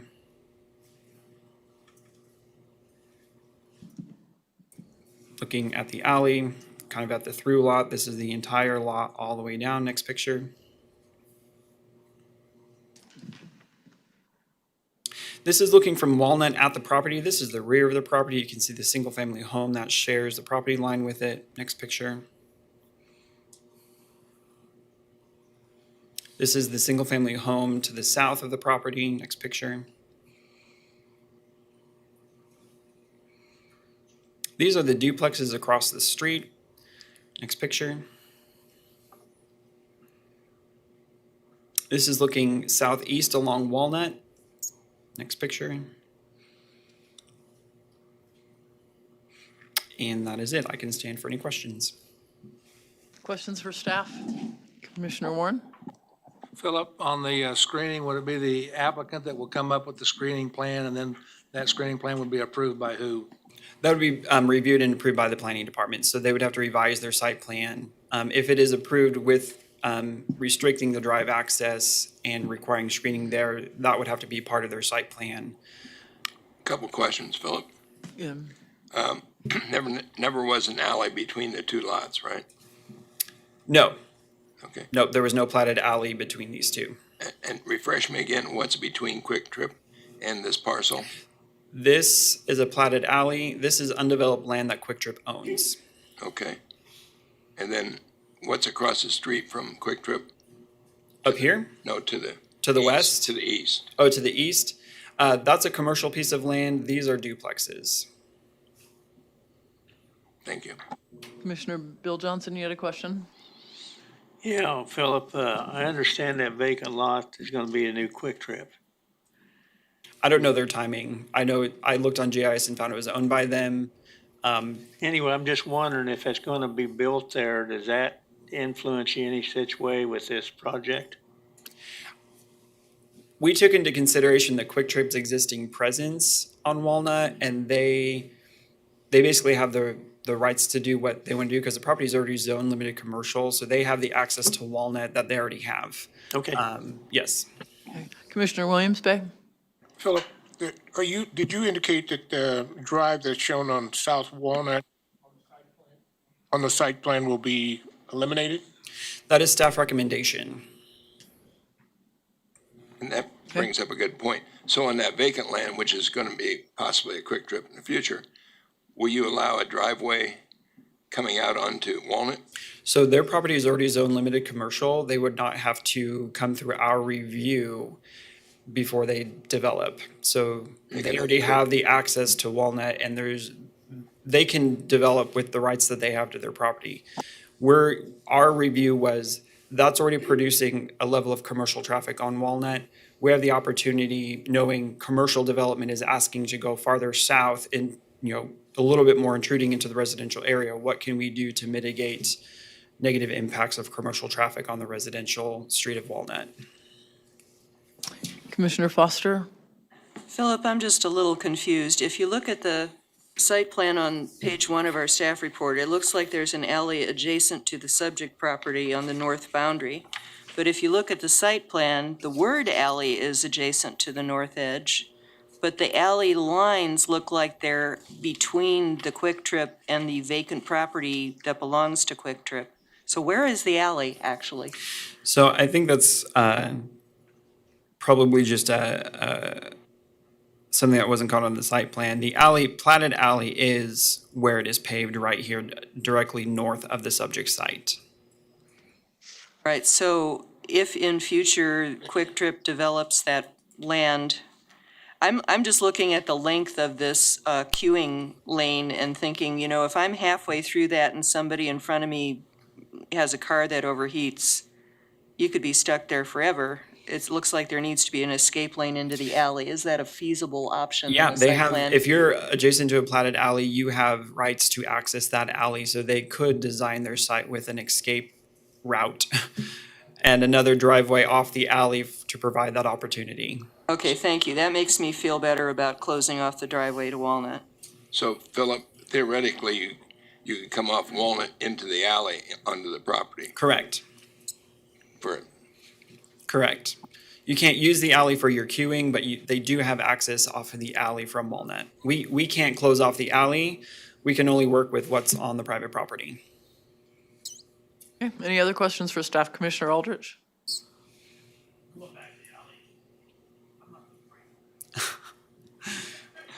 Going back to the alley, if that's ever vacated, would that be equal between the two properties on the north side and the south side? I believe the properties are platted in the same addition, so if they are platted in the same addition, then it would be equal parts, yes. If Quick Trip is platted in a separate it depends on how the alley was platted. If it was platted where these are within the same subdivision and the land was dedicated half from the subject property and half from Quick Trip's property, then yes, reversion rights would be half and half. Okay, thank you. Okay, any other questions?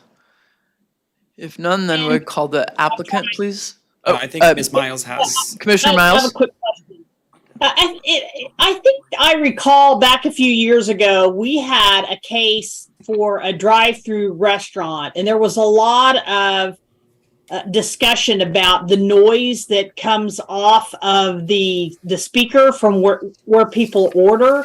Is there any concern about this as close as it is to the residences? Right, that is a good question. Paul, if you want to go back to the site plan, thank you for pointing that out, Ms. Miles. According to their site plan, their menu board is on the north side of the property, not along the east property line. So when it comes to the noise of that speaker, it's not adjacent or as near to the residential property. It's on the north side by the alley and quite a bit away, about halfway, almost at that lot where the lot line is, away from the property line. So there's quite a bit of distance between where their menu board is positioned and where the residences are. Thank you. Okay, agent or applicant, would you like to come forward and tell us about your project, please? State your name and address, and you have 10 minutes.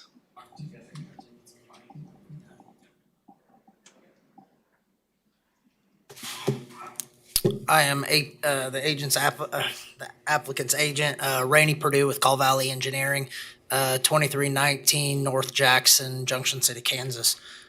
And I am Jake Burnett with Loving Cup and Scooters Coffee, 201 Northwest 11th Street, Blue Springs, Missouri, 64015. So when we were at the DAP meeting was the first time we saw the suggested overlay, and we have no issue with those requirements. Actually, that kind of changes the site back to our atypical site that we do. We put these on fairly small locations regularly with a single drive-through lane. What we're looking at, I've got two options sitting here in front of me that shows the Walnut Street access closed and doing options for if we want an escape lane. We do these all the time without some sort of an escape lane. Otherwise, this is a single 450 square foot building. 664. 600, okay. Yeah, that's right. They've gotten bigger, yeah. So 664 square foot building. So a lot of the site will be landscape, all of the site other than the building will be landscaped or drive through. These are very, very, very nice looking structures. Scooters is just excited to put another one in the city of Wichita. What was for the question about the alleyway, the north alleyway that you were referencing is actually vacated. I can't read any of this. If it says it on the document I have says that this alleyway up here is vacated. Can you stay at the microphone, please, so participants virtually can hear, and then use there the mouse There you to go. point? There you go. Thank you. Says I'm that sorry. the document I have says that this north alleyway has been vacated. Otherwise, yeah, we've got no issue with their recommendations. So, Yeah, and I just want to thank everybody for their time. We appreciate you guys' consideration. We're eager to serve the community here. We appreciated being able to go to the district advisory board and to speak with the community there. I just want to add, for what it's worth, I know you're going to take it with a grain of salt, but we take a lot of pride in taking care of our properties and being good neighbors. We're a family-owned business, so we're not on any of the coast. We're here. We plan to operate these stores for a very long time, and we take a lot of pride in developing our team members, serving high-quality products, being incredibly fast so that we can get you on your way. And we're happy to comply with closing Walnut, adding adequate and thorough landscape screening. And again, I just want to reiterate that we really want to be a good neighbor. And the menu board speaker post on the north side of the property where it's currently located, I feel very confident it's not going to be an issue for any neighbors to the south or the east. That being said, the volume on those are adjustable. So if it's ever an issue, we can adjust that. So we're here for any questions. Thank you for your time. Questions from the commission? I have a question about the queue line. It looks like if that's to scale, it looks like you have 13 cars in there at a time. What's typical for that? Is there a possibility of it spilling over onto Seneca with just the one exit entrance? And what's the space like for the cars to go in and out on this kind of plan? Yeah, so to put that in perspective, as a brand, our minimum queuing requirements are 10 cars total within the drive-through lane. I believe even with the modified plans we're looking at, we're going to be somewhere between 17 and 20 vehicles. Because they could be in now a whole circle? Before you get to the apron, right? And then you can fit another vehicle on the apron along Seneca. We also strive for 30-second window times. We're certainly not always perfect, but our brand differentiator is speed. And so we focus on that heavily. And so if we were to stack out 21, 22 cars and hit Seneca, that would be that'd be a pretty unheard of situation that we've never run into before. So I don't foresee that being an issue. Okay, thank you. Any other questions for the agent? Seeing none, then we'd ask for anyone with public comment who is in chambers to come. Go ahead to the podium, please.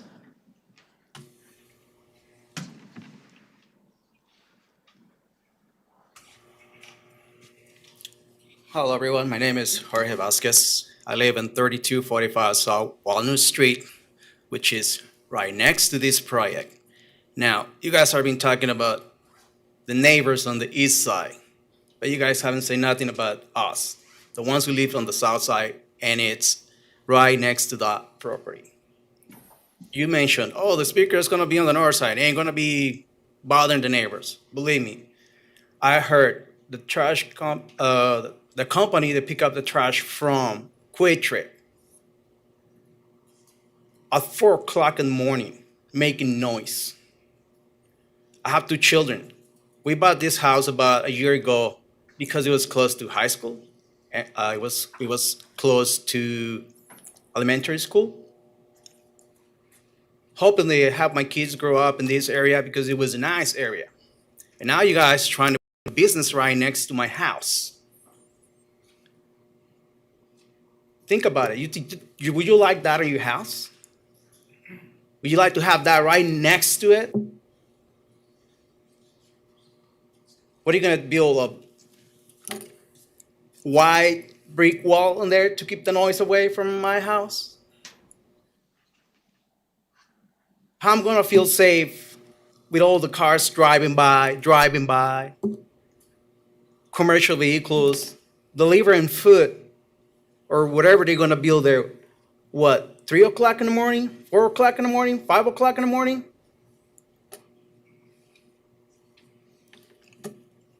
I don't think this is really a good idea. This is the first time I heard about this. I know Quick Trip is going to try to build something. They're going to make it bigger because that's what they're doing with all the Quick Trips. And I understand that. They already got that property buy from this guy who used to own this property, this house.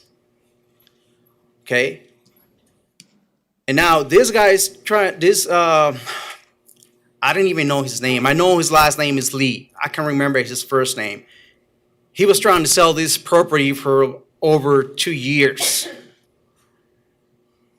And this is the first time I come over here and heard that they're trying to build a commercial property. I don't think that's a good idea. So please, think about this. You guys really want to have a restaurant right next to your house?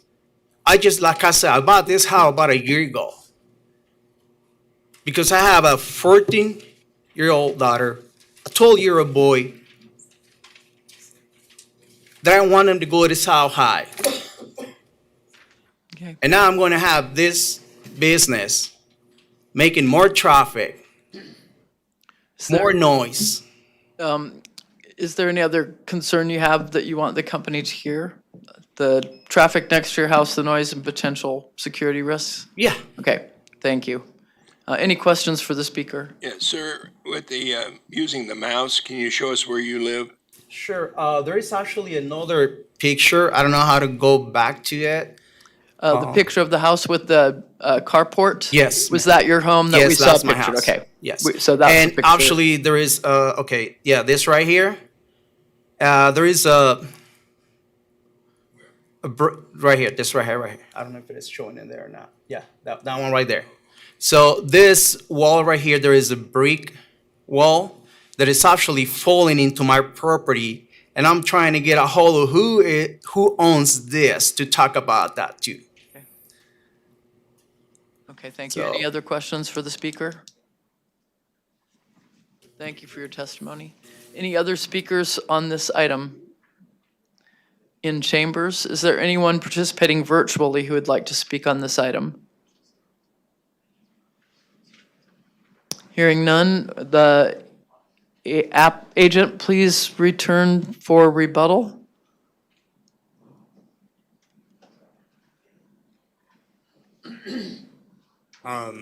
Thank you so much for sharing your thoughts and for sharing your concerns. I certainly appreciate that. As you pointed out, the property's been vacant for probably more than a couple years and could arguably be discussed as being blighted. And you've got a wall falling in. Interestingly enough, as a commercial business, we're in a lot of ways, we're actually being held to a higher standard of caring for our property and being a good neighbor to you. So things like a wall or fence or something caving in would be repaired timely by us. And we would have no access to Walnut whatsoever. Seneca is already, in a lot of ways, characteristically a commercial corridor. It's certainly a very robust corridor. While we would have customers coming in and out of the business, we don't believe we generate new traffic. We're not a destination. We're a convenience-based product that people come to. So I'd be honored to talk to you more to see if there's ways we could further improve a landscape buffer that would help satisfy you. But I can assure you that we will do everything in our power to be a really good neighbor. And we want to sell coffee, serve the community, and love on people. And we're not here to be a nuisance. We sell no noxious products, no marijuana, no alcohol, none of that. So. Questions? Maybe it's been stated, but what are your hours of operation? So currently our hours of operation are 5:30 a.m. to 8 p.m. When's your trash picked up? I'm sorry? When is your trash picked up? Typically it's picked up twice a week. Do you know time of day? Or can you restrict that? I don't know, but I can look into it. Right now, I think it's completely at the discretion of the trash company. Commissioner Aldrich? Yes, sir. The property where this gentleman resides, the property that you're purchasing, is that the same property where the brick wall is that's falling? It sounds like it, yes. Would that be something that you could probably seriously look at? It's something that we would repair entirely. We would completely replace the fence and the landscape screening that separates the two properties. Okay, thank you. Commissioner Williams-Bay? This correctly, isn't there screening going to be provided between the site and the gentleman that just spoke? Isn't there screening, new screening, landscape screening? Yes. Yes. Can you Yes, describe? correct. There are some trees that potentially will remain, but we'll also increase the amount of landscaping there, and we'll work with staff to do that. And a minimum of 6-foot screening fence is required.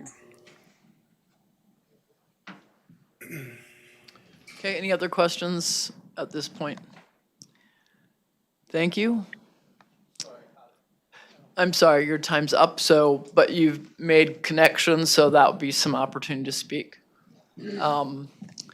Okay, bring it back to the commission. I have a motion. This is Commissioner Blick. I am pretty familiar with this area. I'd like to make a motion to approve with staff's recommendation.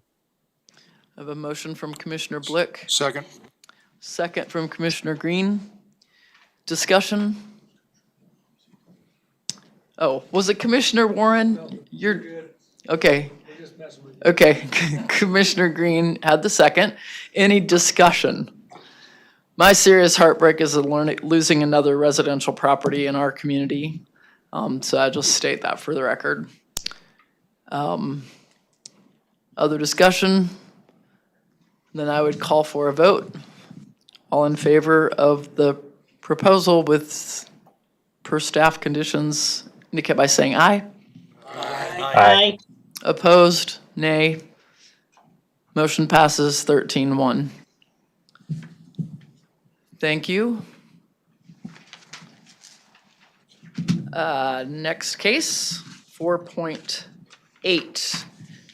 Christina, could we have a staff presentation? This is zoning case 2023-09, West 31st, 3205 North Fairview.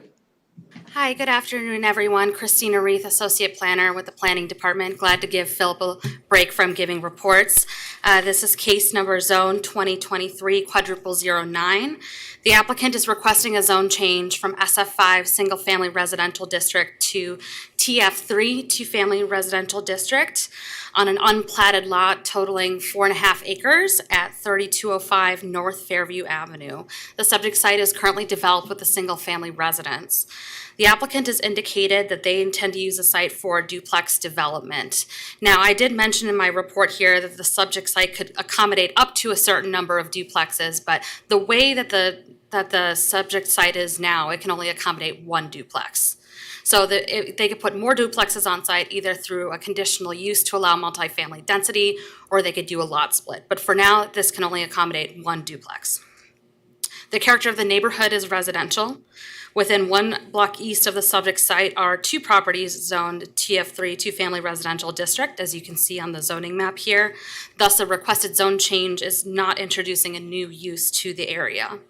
The subject site currently has access to North Fairview Avenue, which is a gravel street with no sidewalks on either side.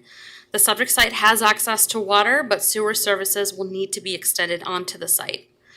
The requested zone change is in conformance with the Community Investments Plan. The Wichita Future Growth Concept Map of 2035 identifies the subject site as appropriate for residential and new employment. The plan defines residential as areas that reflect the full diversity of residential development densities and types typically found in a large urban municipality.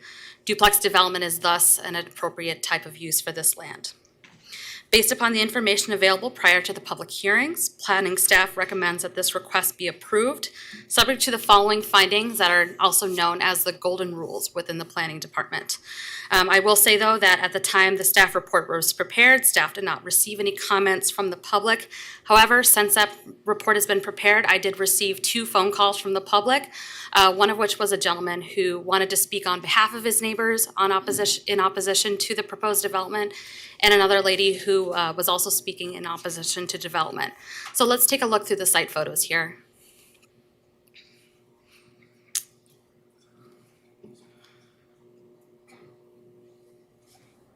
Kristen, you have to ask Paul to. Okay, sorry.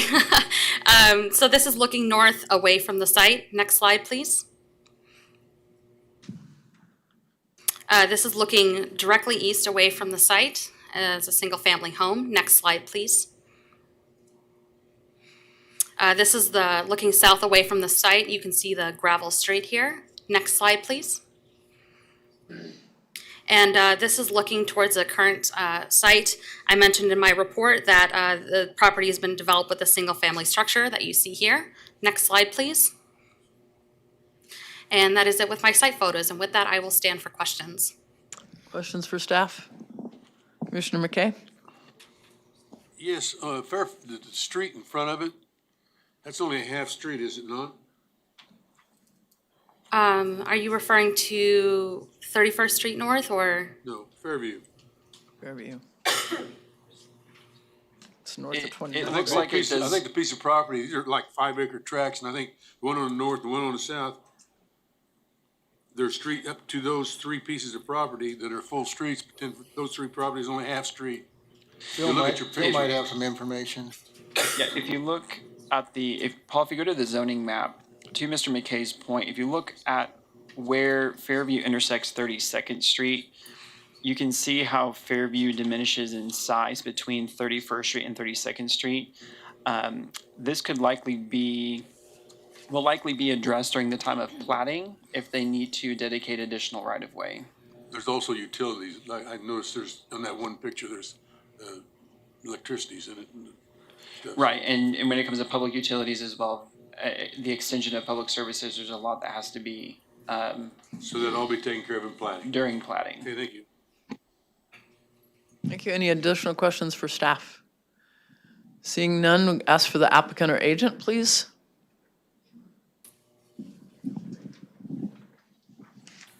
Good afternoon, Phil Meyer with Baughman Company, agent for the applicant. We're in agreement with staff comments. I'll keep it short and brief for you. I'll be glad to answer any questions you may have. So it Yes. says it needs sewer extended. Is it on a septic right now, the house? It is on septic, and sewer exists on, there, I can live right in front. So sewer exists over here by 31st and Wellington, will need to be extended over, so will water.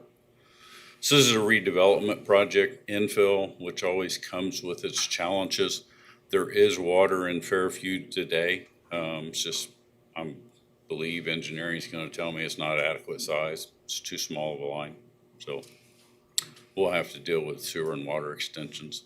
We will plan on replatting the property.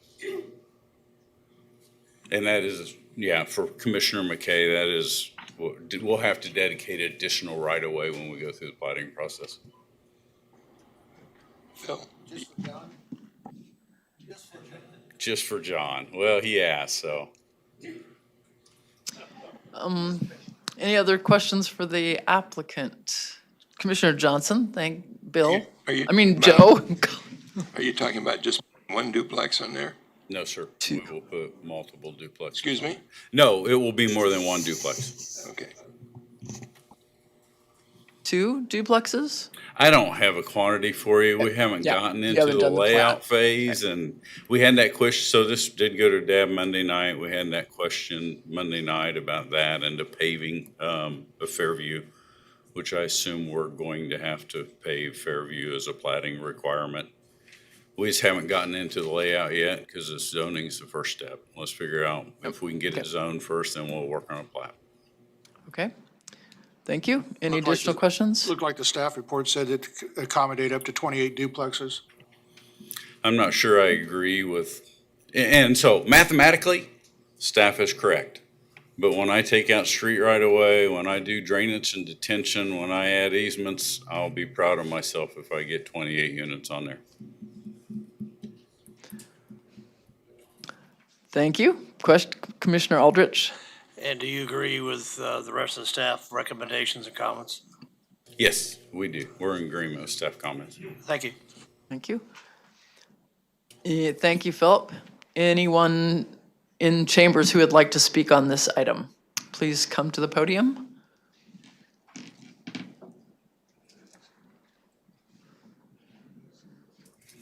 Yes, my name is Rhonda Waymeyer. I live at 3235 North Fairview Avenue.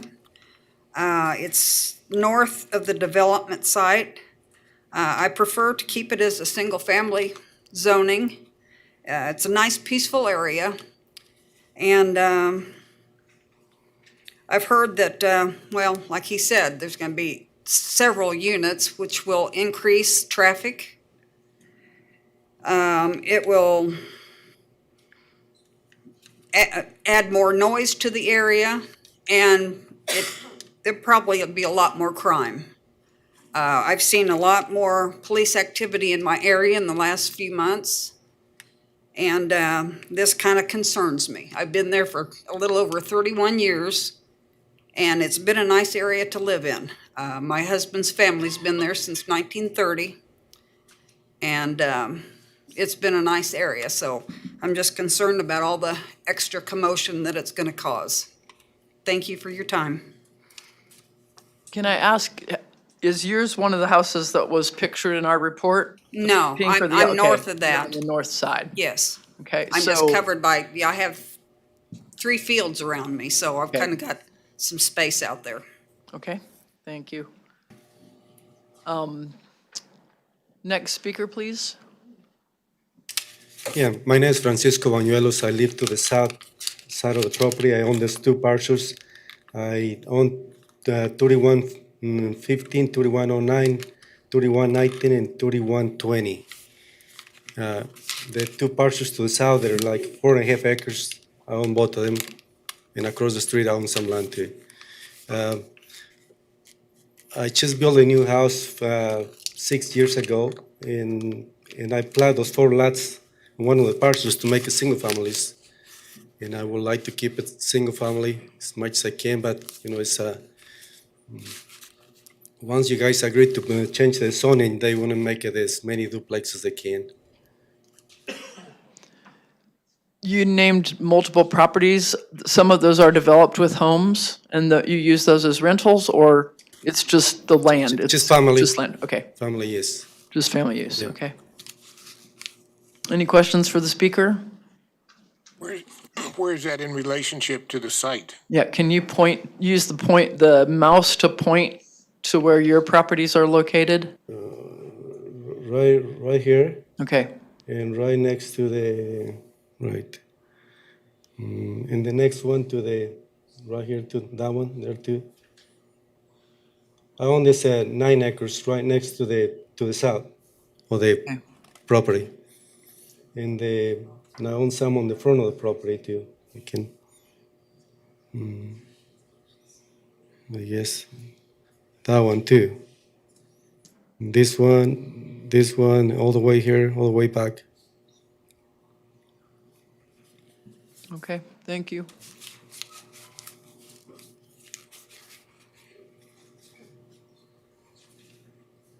Any other speakers in chambers who would like to speak on this topic? Is there anyone participating virtually who would like to speak on this case? Hearing none, we'll bring it back to the commission. Oh, rebuttal, Philip. I'll try to be brief. I know it's been a long day.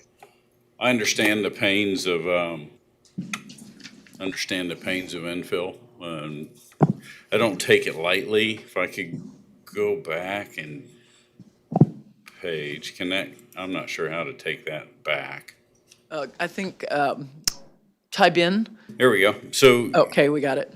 you can tell, I think there was a zone change within the last month or two where all 3 of these lots here went to multifamily. So you can see that infill is occurring in multiple locations in this area, and will continue to happen throughout here. Our request does meet the comprehensive plan for the city, which we are now calling the Community Investment Plan. And so with that, I'll stand for any questions you may have. I know it's in our reports, but can someone restate what the screening requirements are? Are there, if any, between multifamily and single family in that area? None. Is that correct? With this going to 2-family residential, and they're not doing a conditional use for multifamily, so it'd just be straight up 2-family residential, there's no screening requirements. Thank you. Any other questions or comments? We ascertain no one virtually. I'll bring it back to the commission. Make a motion we approve, subject to staff comments. Motion from Commissioner McKay, second from Commissioner Bill Johnson. All in favor of the motion indicate by saying aye. Aye.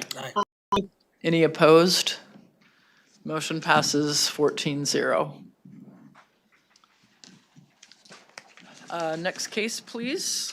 This is 4.9. DER 2023 quadruple 06. And again, if we could have our staff report, please. This is the public hearing for the short-term rental businesses in Wichita-Sedgwick County. All right. Good afternoon, everyone. Scott Wadle from the Planning Department. Thanks for the opportunity to present this one. We've got a pretty lengthy or robust presentation, so it's going to take a little bit for that to come up. But I guess the first thing to point out is that this has been an ongoing community conversation, and this is an important point in that conversation. And again, it comes to collecting input and finding out what's the best fit for our community. So excited to have this conversation with y'all. Okay, Paul, next slide, please.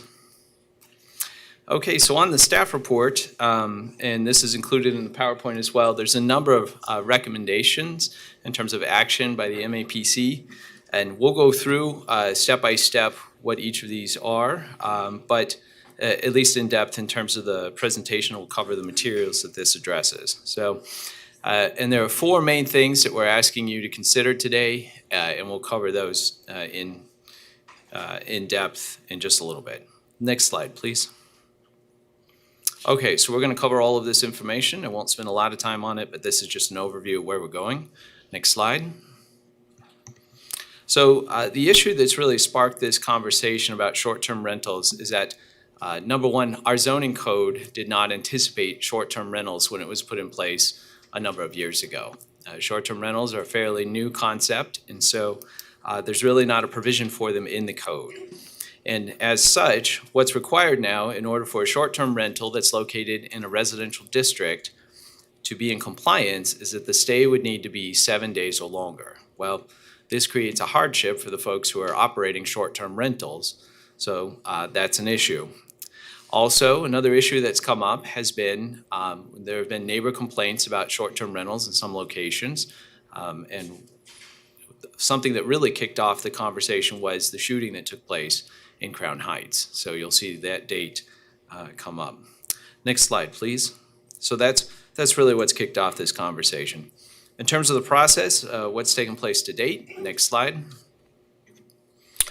So after the shooting in Crown Heights, there was a neighborhood association meeting. We attended that virtually, given the date, and reviewed what the existing regulations were.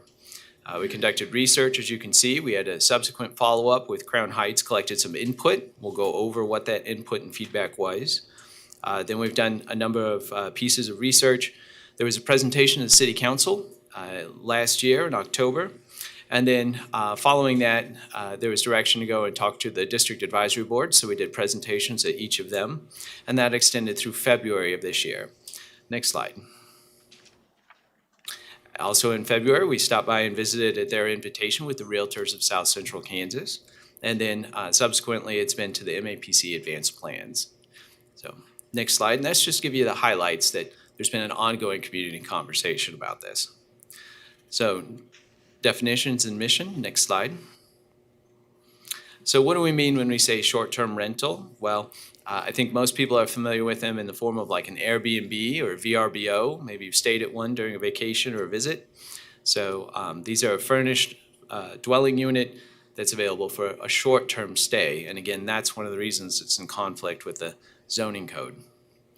Next slide.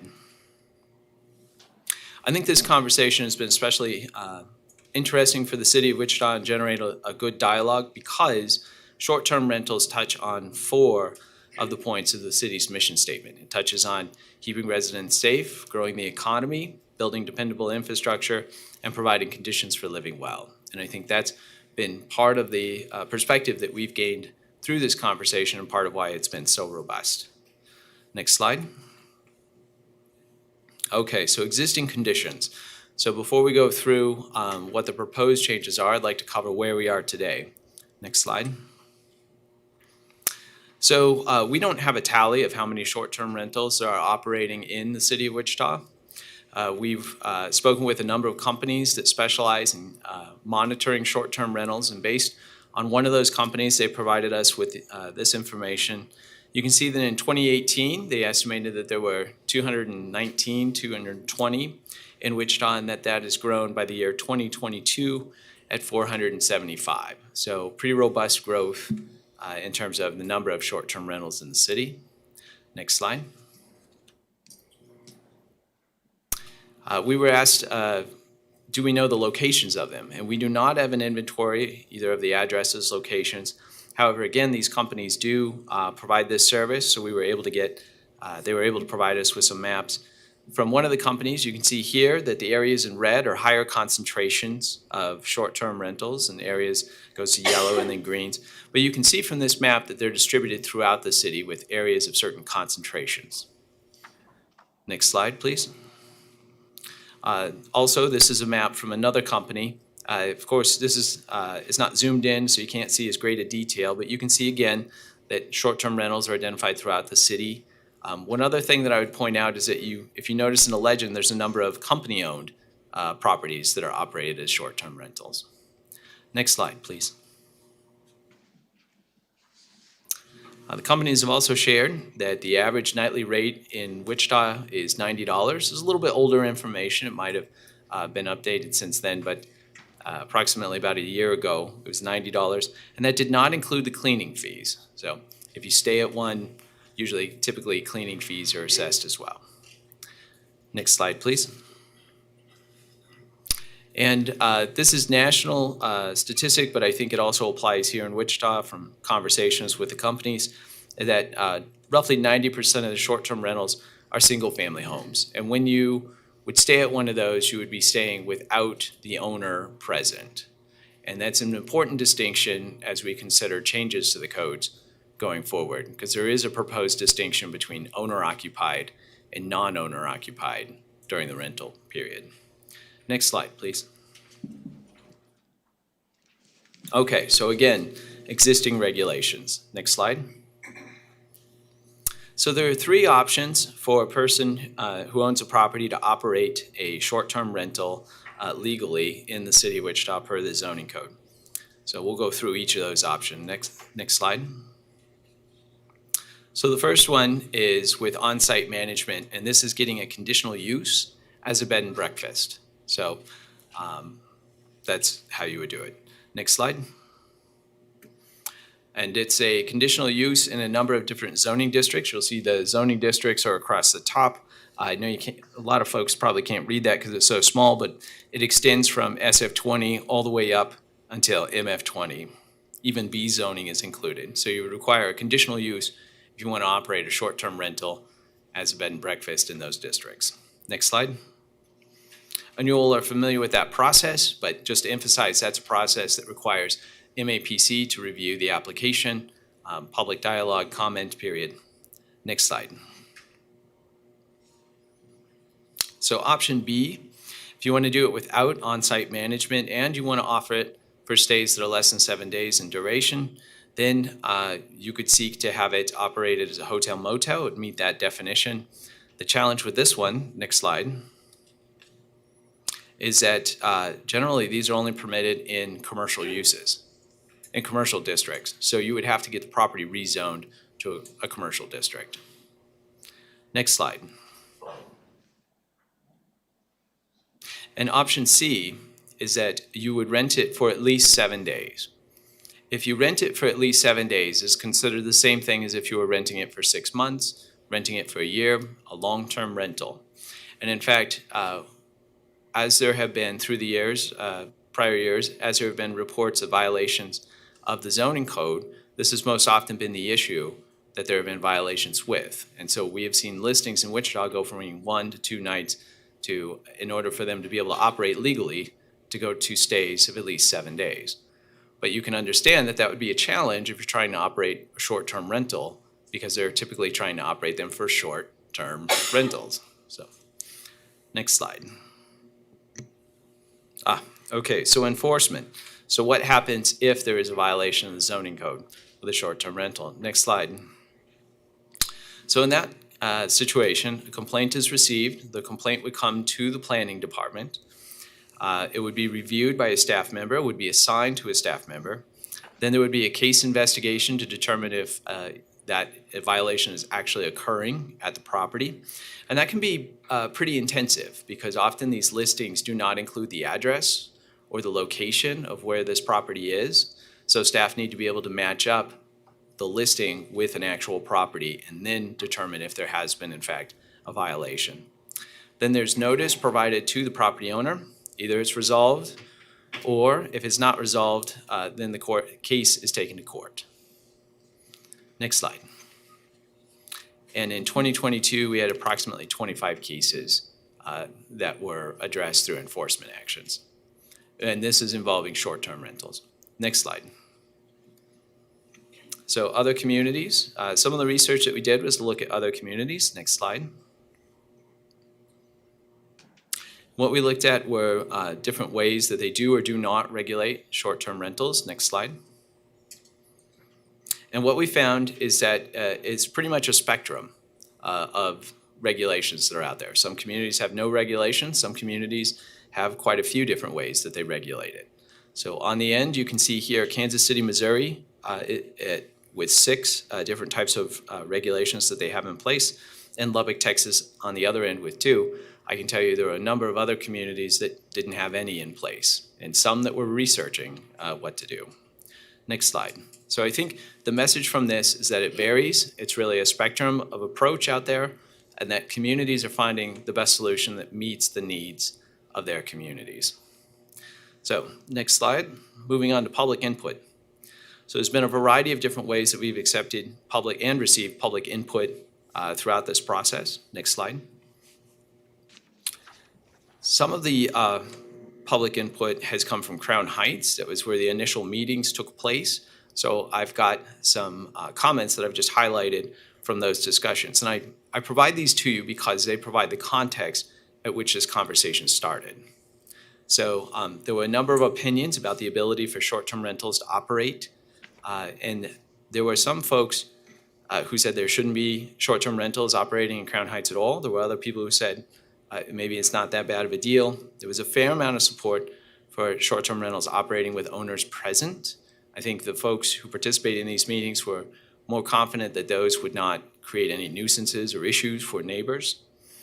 Short-term rentals without owners present, well, the feedback on that ranged from don't allow to require opportunities for neighbors to provide input on that.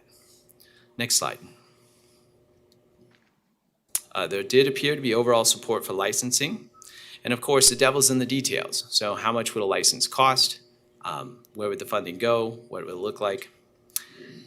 There were fears about the impacts that short-term rentals would have on the quality of life, and lots of comments and questions about how enforcement works, and emphasis that enforcement is important. Next slide. So I provided that to provide kind of, that's the input that we received at the beginning, and that's where we started out in terms of considering ideas. So after we went to the city council, we received some really great feedback and questions there. We were directed to take it to the DABs, and we did so and received some really good feedback.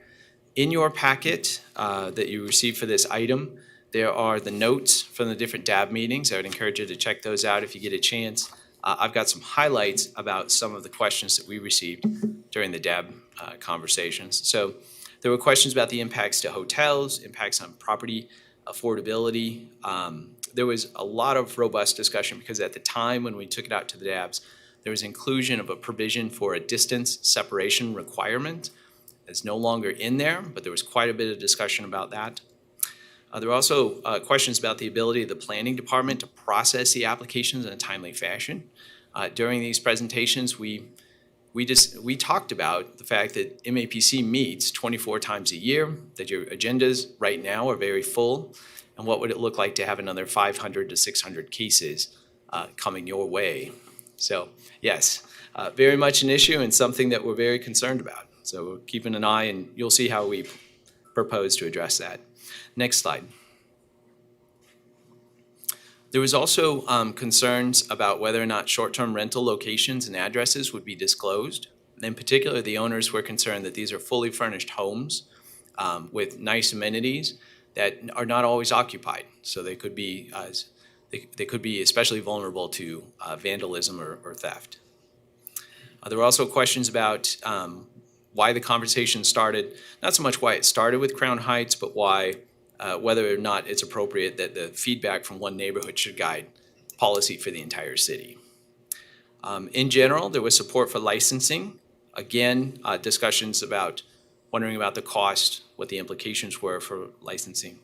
And in some DABs, there was quite a bit of discussion about should there even be regulations imposed on short-term rentals, although knowing that it's illegal right now, it's a violation of the zoning code unless you do it one of the 3 ways. There was some question about should short-term rentals be able to operate more freely across the city. Next slide, please. There were also quite a few conversations, discussions about HOA covenants and their relationship to short-term rentals. And I would tell you that if an HOA has restrictions against short-term rentals, that's not something that the city of Wichita overrides. That is an enforcement issue between those 2 private parties. So nothing that we're talking about today would change things for homeowners associations. Next slide. Okay, there were also a number of emails. I don't want to take too much, I mean, we've certainly taken a lot of time already, but there were concerns about short-term rentals being allowed in perpetuity for a property once they receive the zoning permissions. There's also the discussion about keeping on enforcing what we've got in place already until something new is adopted.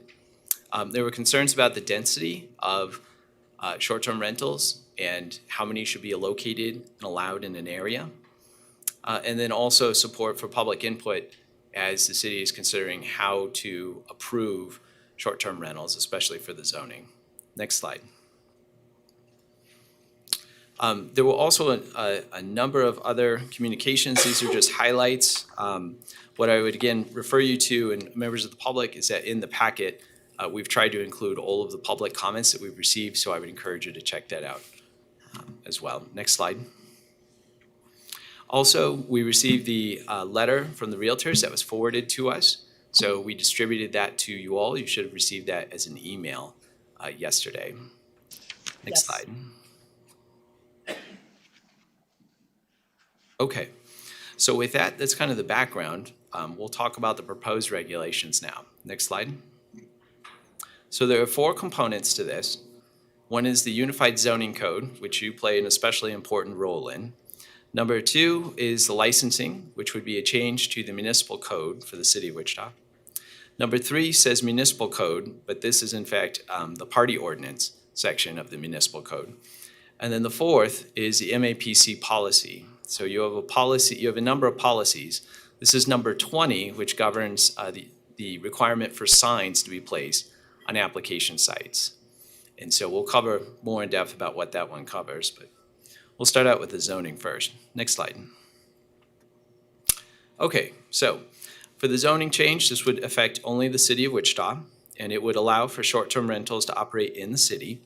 And it would depend whether or not it's permitted by right or, in fact, not conditional use, but whether it's an administrative permit, would depend on the zoning and whether it's owner occupied. Next slide. So in these 5 districts, SF10 through MF29, so it includes SF5 and TF3, some of the most common residential zoning districts in the city. Next slide. This would apply. So if it's owner occupied, short-term rentals would be allowed by right. If it's not owner occupied, but it's in one of these 5 zoning districts, then it would require an administrative permit. And if you saw the DAB presentations or earlier materials about this, that has been changed from earlier possible options. Initially, it was proposed to be a conditional use, but in order to address having a multitude of applications come in, what we are proposing is to make this an administrative function. And we'll talk a little bit about the public input into this process in the next couple of slides. But if you're in one of these districts and it's not owner occupied, you could apply for an administrative permit. If you're outside of these zoning districts, then it's allowed by right. So these 5 zoning districts, and if it's not owner occupied, then the permit applies. Otherwise, it's allowed by right. Next slide. In terms of definitions, there would be modifications to the definitions in the zoning code. So short-term rental would include bed and breakfast. Those would be wrapped in together. Short-term rental would not include group residence, and those are items, zoning cases that typically cause a lot of conversation here. So this does not include group residence, nor does it combine hotel or motel into short-term rental. That is still a separate definition. Next slide. Although I really like Airstreams, you would not be permitted to use a recreational vehicle as a short-term rental.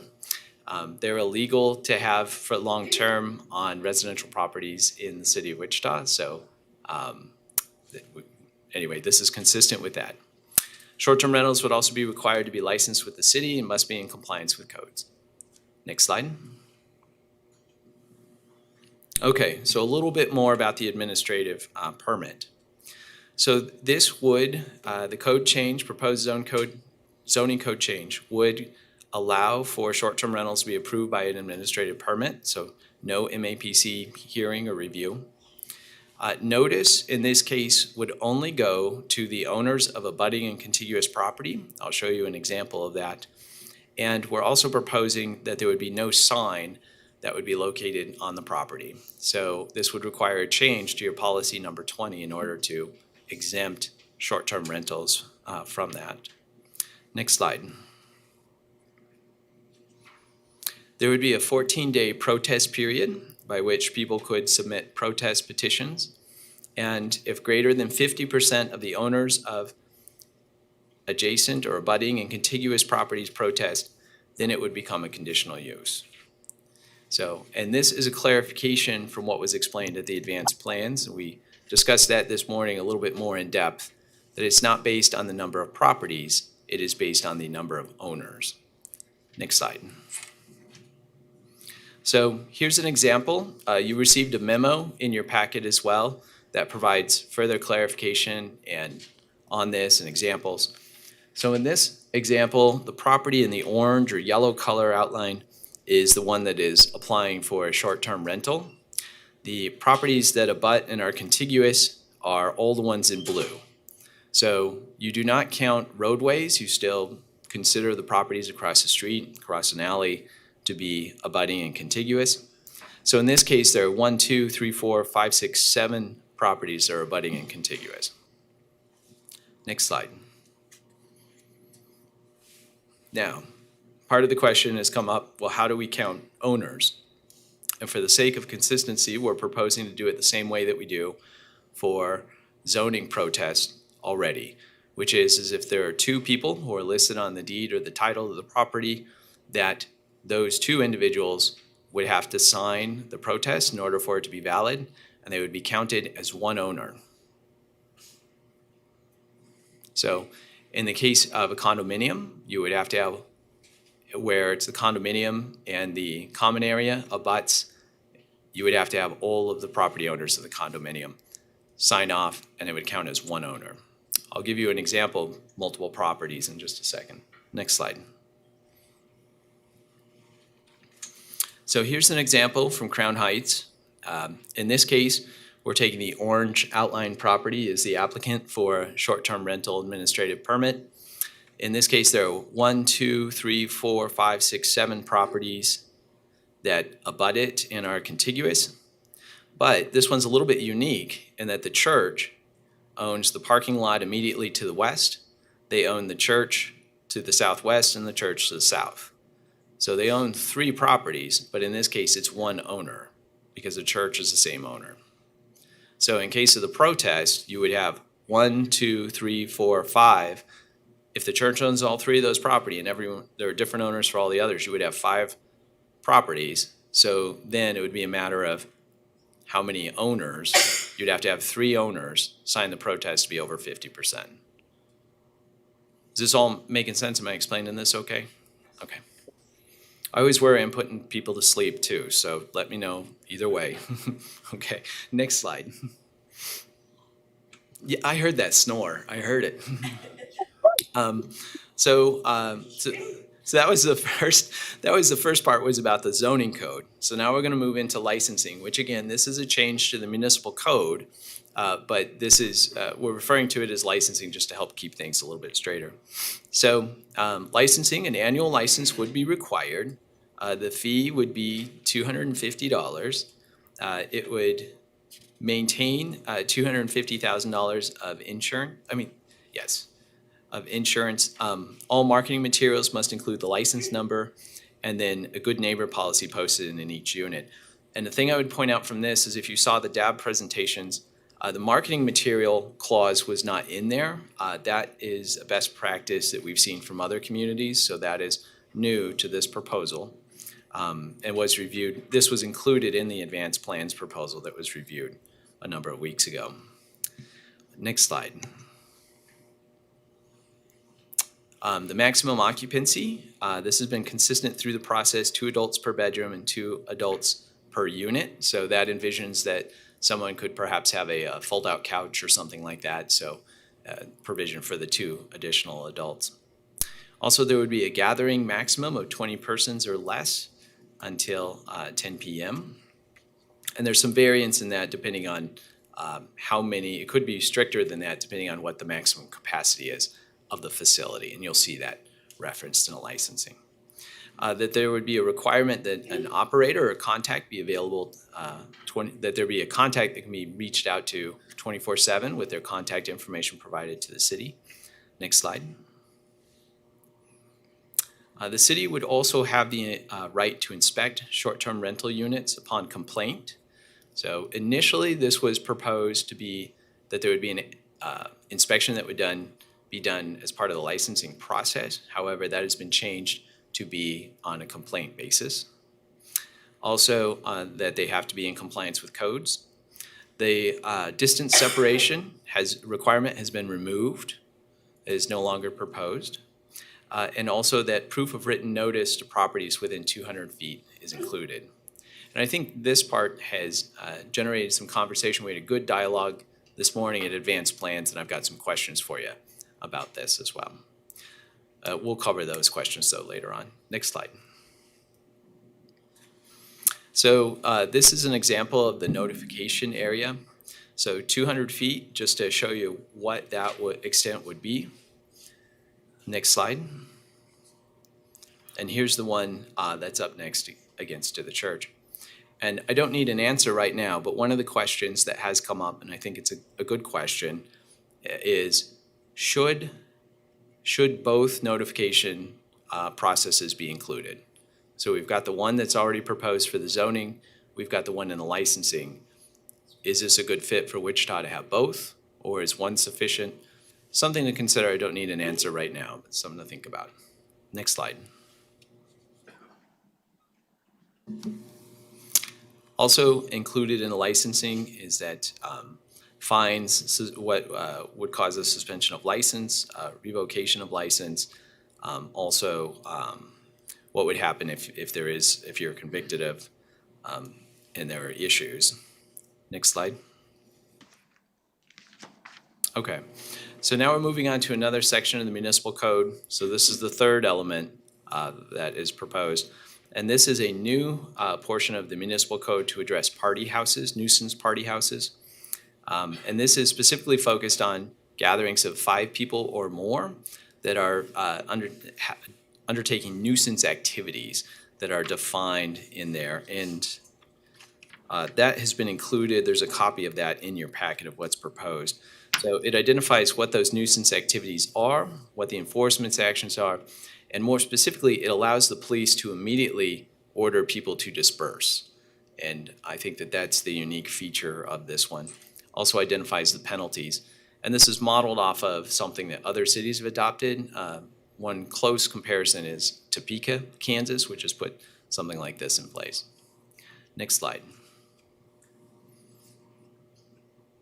Okay, and the fourth portion or element of this is MAPC policy number 20.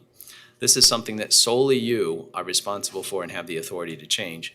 And this would update it to exempt the administrative permits for short-term rentals in the city of Wichita from the sign posting requirement. And again, we've included an example of this in your packet. And the reason why this is proposed is to be responsive to the concerns about advertising of short-term rental locations broadly and widely. So that's why this is proposed for the administrative permits. Now, something to consider is that if a zoning application for an administrative permit was protested above the 50% mark, the case would become a conditional use and then would be subject to the regular sign posting, mail out distribution notices. Next slide. Okay, so we've gone through the existing, what's existing, we've gone through definitions, we've gone through public input, we've gone through what's proposed. Now, next steps, next slide. So the next steps are if you take action to approve, then it would move on to the City Council and ultimately to the Board of County Commissioners. Now, again, this is something that affects just the City of Wichita, so we would anticipate that it would be a consent item at the Board of County Commissioners. Next slide. Okay, so some questions. Next slide.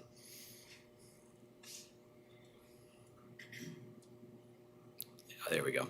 So again, the question about should licensing process require proof of notification of property owners within the 200 feet, which is what's currently included, knowing that there's also a notification process in the zoning application. Next slide. So again, this is the recommended actions on the cover of the staff report. And with that, I'm going to pause real quick and just make sure with staff, since this is so complex and there's quite a few elements to it, is there anything that I've missed, staff, that you would like to point out? Yeah. Press the button And hold it? and hold it. Yep. Okay. The licensing amendments aren't approved by this body. So their approval is not required for the licensing. It is required for the zoning. But certainly we will take any comments that the board has and public comment and continue to tweak these through the process. Thank you, Sharon, for that reminder. And as part of that, you'll notice in the recommendation, it says recommend that the city council approve the municipal code changes. So. Yep. Okay, with that, I'll stand for questions. Yes, sir. Are we gonna vote on something today? That is what's recommended. You do not have to. So you've got. A lot of material. It is. Commissioner Eldridge has a question to get us started. I do. I've got a problem with this. I know I'm one of the county commissioners, but I live in the city of Wichita. And I happen to live in an area that we have, as a governor under HOAs, we have approximately 7 HOAs in my area, so sometimes it's like herding cats. But the Crown Heights isn't the only place that's had shootings in residential areas, I guess what I'm referring to. Last December, we had a situation over in the Moorings where the parents decided they were going to let their underage kids have a party, and they got this thing called social media. And next thing you know, there was over 100 kids there, or young adults. And as a result, some group didn't like the other group, and so they shot each other. And the PD was only concerned with of the shooting. They weren't concerned with what started or how the contributing circumstances, which were the underage drinking and this, that, and the other. Meanwhile, a very safe neighborhood over there is suffering the ramifications of that. We also had a house in the Moorings that actually did a Airbnb. And it's amazing how all of a sudden when we knew it, as the residents over there, is when we started having a lot of issues with vandalism and break-ins. You got a lot of doorbell things that caught a lot of people, a lot of kids out there at 3, 4, 5 o'clock in the morning. And it turns out they all came from that Airbnb location. And I know that the HOAs and the Moorings are in the process of looking at their deal, their covenant. Thank you. And we're probably going to have to modify that, but the consensus there, almost by 100%, is to ban the short-term rentals and Airbnbs. It's the impact and the negative impact that it has on surrounding residents is tremendous. And I just think that, you got to consider that, the other issues that by the time the PD is called, they're called after the fact, and the damage is already done. And then somebody else has got to clean that up. And you look at the golden rule, where is it going to have a negative impact on surrounding communities or surrounding residents? Short answer is yeah. We even have a gentleman that does this for a living in other states. He even made the comment, no way in the world would he would want something like this in our neighborhood, because it's a moneymaker. but sometimes we have to look at what's best for the community instead of what's best for our pockets. Commissioner Foster? I live in Delano. I have a short-term rental across the street right in front of my house and another short-term rental right across the alley behind my house directly. And they've both been there 2 or 3 years at least. 1 or 2 slightly noisy parties, but otherwise it hasn't been a problem for the neighborhood. I never thought I'd be speaking in favor of them particularly. I think 2 within sight of my windows is probably a little more than is reasonable, but the point is I don't think you can throw the baby out with the bathwater on this. Yes, there have been some issues, and I think that's what planning staff is talking about trying to address. But in some neighborhoods, having a short-term rental that is well-maintained and has been fixed up to be an attractive home is a way better option than having a house basically abandoned and sitting there empty, which is sometimes the other alternative, because these short-term rentals can bring in enough income to encourage an owner to really maintain an older home. I'm not sure what the solution is. I think staff has probably looked into as many options as possible and come up with the best set of things that are worth trying right now. We may have to tweak it later, but I do think we need to consider this as yet another housing option in the variety of housing that a community needs. Commissioner Nix? I got a couple questions and then just an observation, Scott. One of the first slides that you put up, you had company-owned versus individually owned. What percentage are company-owned in town? Oh, I don't know, sir. I'm You sorry. put up a scattergram, did you not? Yeah, there was a map that was provided to us by one of the companies that provides a monitoring service for these, so they can tell the city how many are operating and how many are in compliance with their local regulations. Here it is. Thank you.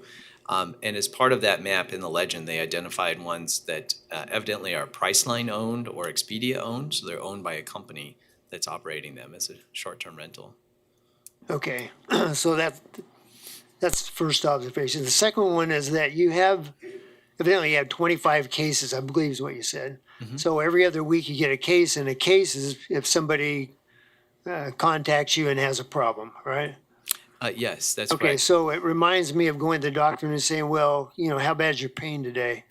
So of those 25, how bad was the pain? I mean, are some of them just somebody's parking in my parking spot and I decide to call up? And I mean, how many of the 25 are serious, like Bob's talking about, evidently?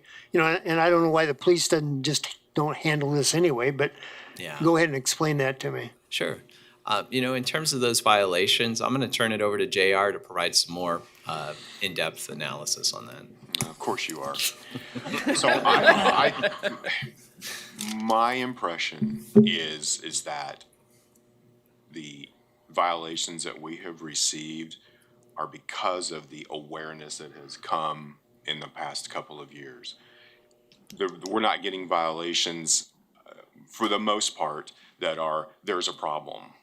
There's noise, there's trash, there are cars in my yard, there's fireworks, there's parties at 1 o'clock in the morning. It's, hey, we looked online, we know our neighborhood, we know that house is an STR, and it can't be there. That's by far the vast majority. The real problems, hey, we have an issue, can really very few. If that helps.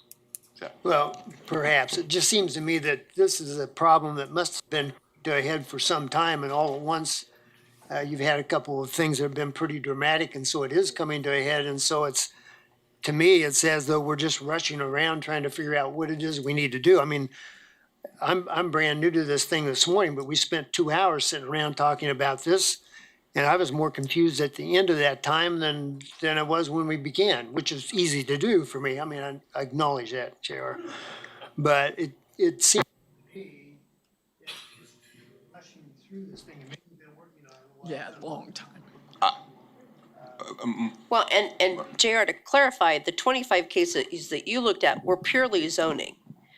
correct? Pu- Well, purely- yes, that'd be correct.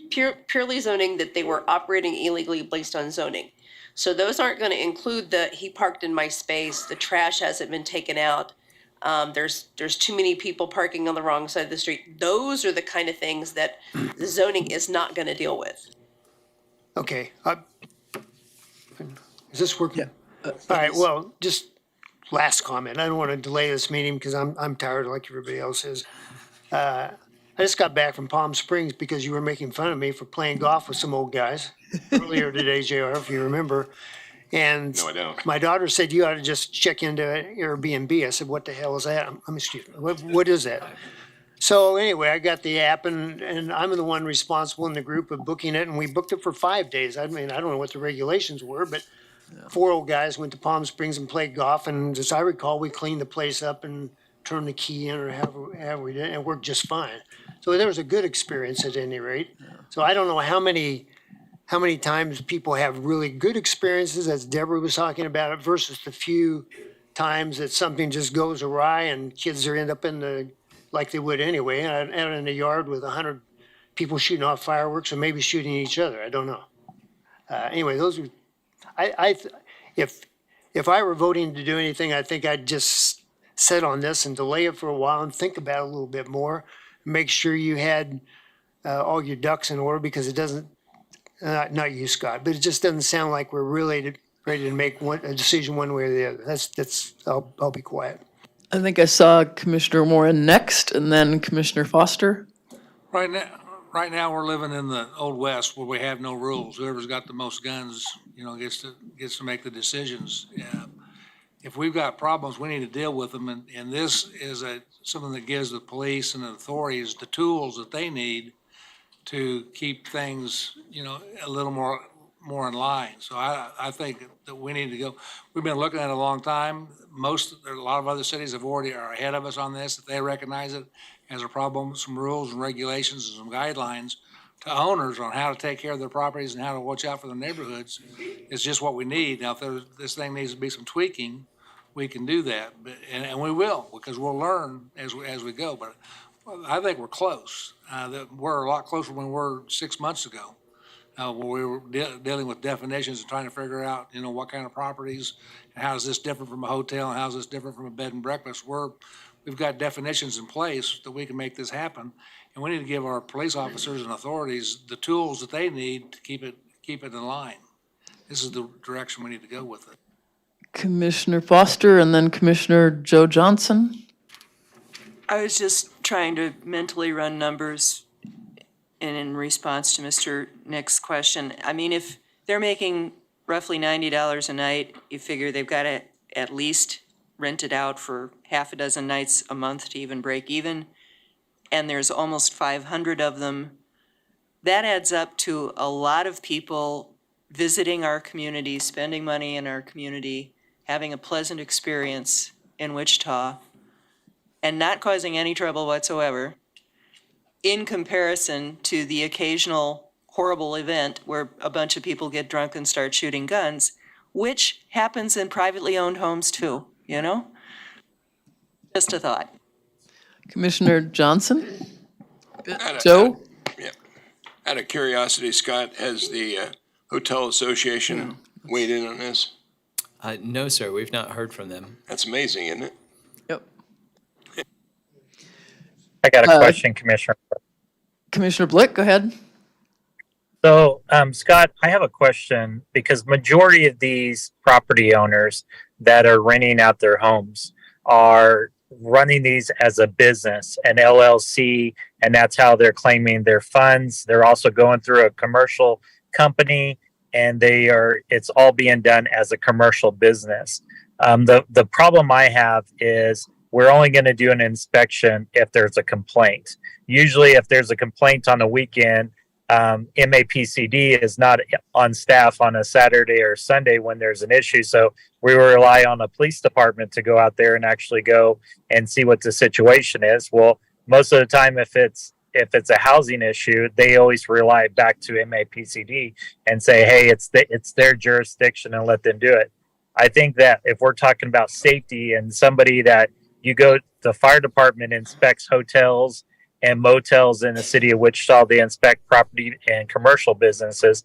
I think they need to inspect this. If people are coming to our town and they want to make sure that they are safe, I think it needs to be an inspection needs to be done first before. And then you can also have an inspection if there's an issue. But I think there needs to be one at the very beginning to allow this to happen. Commissioner McKay. Well, Scott, this is not gonna be new to you coming from me, so. No, I think that we might be doing, like Hugh was talking about, a little premature on setting up rules and regulations on, forget if it's a business or an individual or whatever it might be, and we don't really know. We discussed this morning about the jurisdictional area of notification area and all those different things. And I don't think we've really sat down and say, this is what we want, this is the rules. We don't have a particular way of the licensing and who gets the licensing and who knows who they are. We don't even know really how many of these there are in the city of Wichita. We're guessing, but we don't know.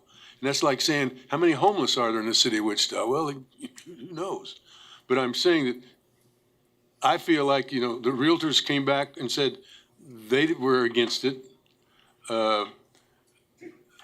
What they're against, I don't really know because I've read the letter, but I think a little bit more research might be done. Is brought up a while ago, the hotel people, if they talked about it.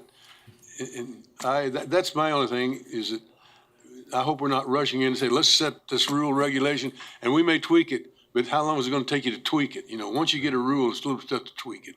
You know that as well as I do in the city or any other city. So I'm just saying, as big a load as you folks have got, now you want to take on another big load because you don't want to put anything on us, or you don't want us to have to do it. But if we had some rules that said, this is what we need, this is the program we're going to follow, bring that to us in black and white, and then go from there rather than say, we really don't know what this is and what our notification areas are going to be or anything else, regardless if it's for licensing or for complaints or ownership. Ownership, a lot of these houses may be owned by somebody that lives in California. They are.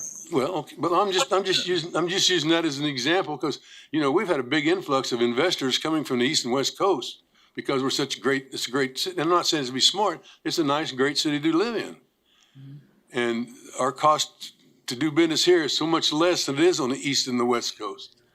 So if we take everything into consideration, rather than just jump into it and say, well, we want to do this because somebody got shot at, well, that goes on every day in this city. Somebody gets shot at. Somebody, too frequent often gets killed. We don't seem to be doing a whole lot about that.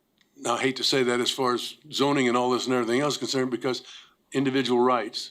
And I think that's one of the reasons why the realtors maybe said something about what the Fourth Amendment or whatever it is about private rights or personal rights or whatever it might be. So I just don't want to rush into anything that's going to create problems that we're going to tweak later, because tweaking later is really a lot harder to do than to do some particular work up front.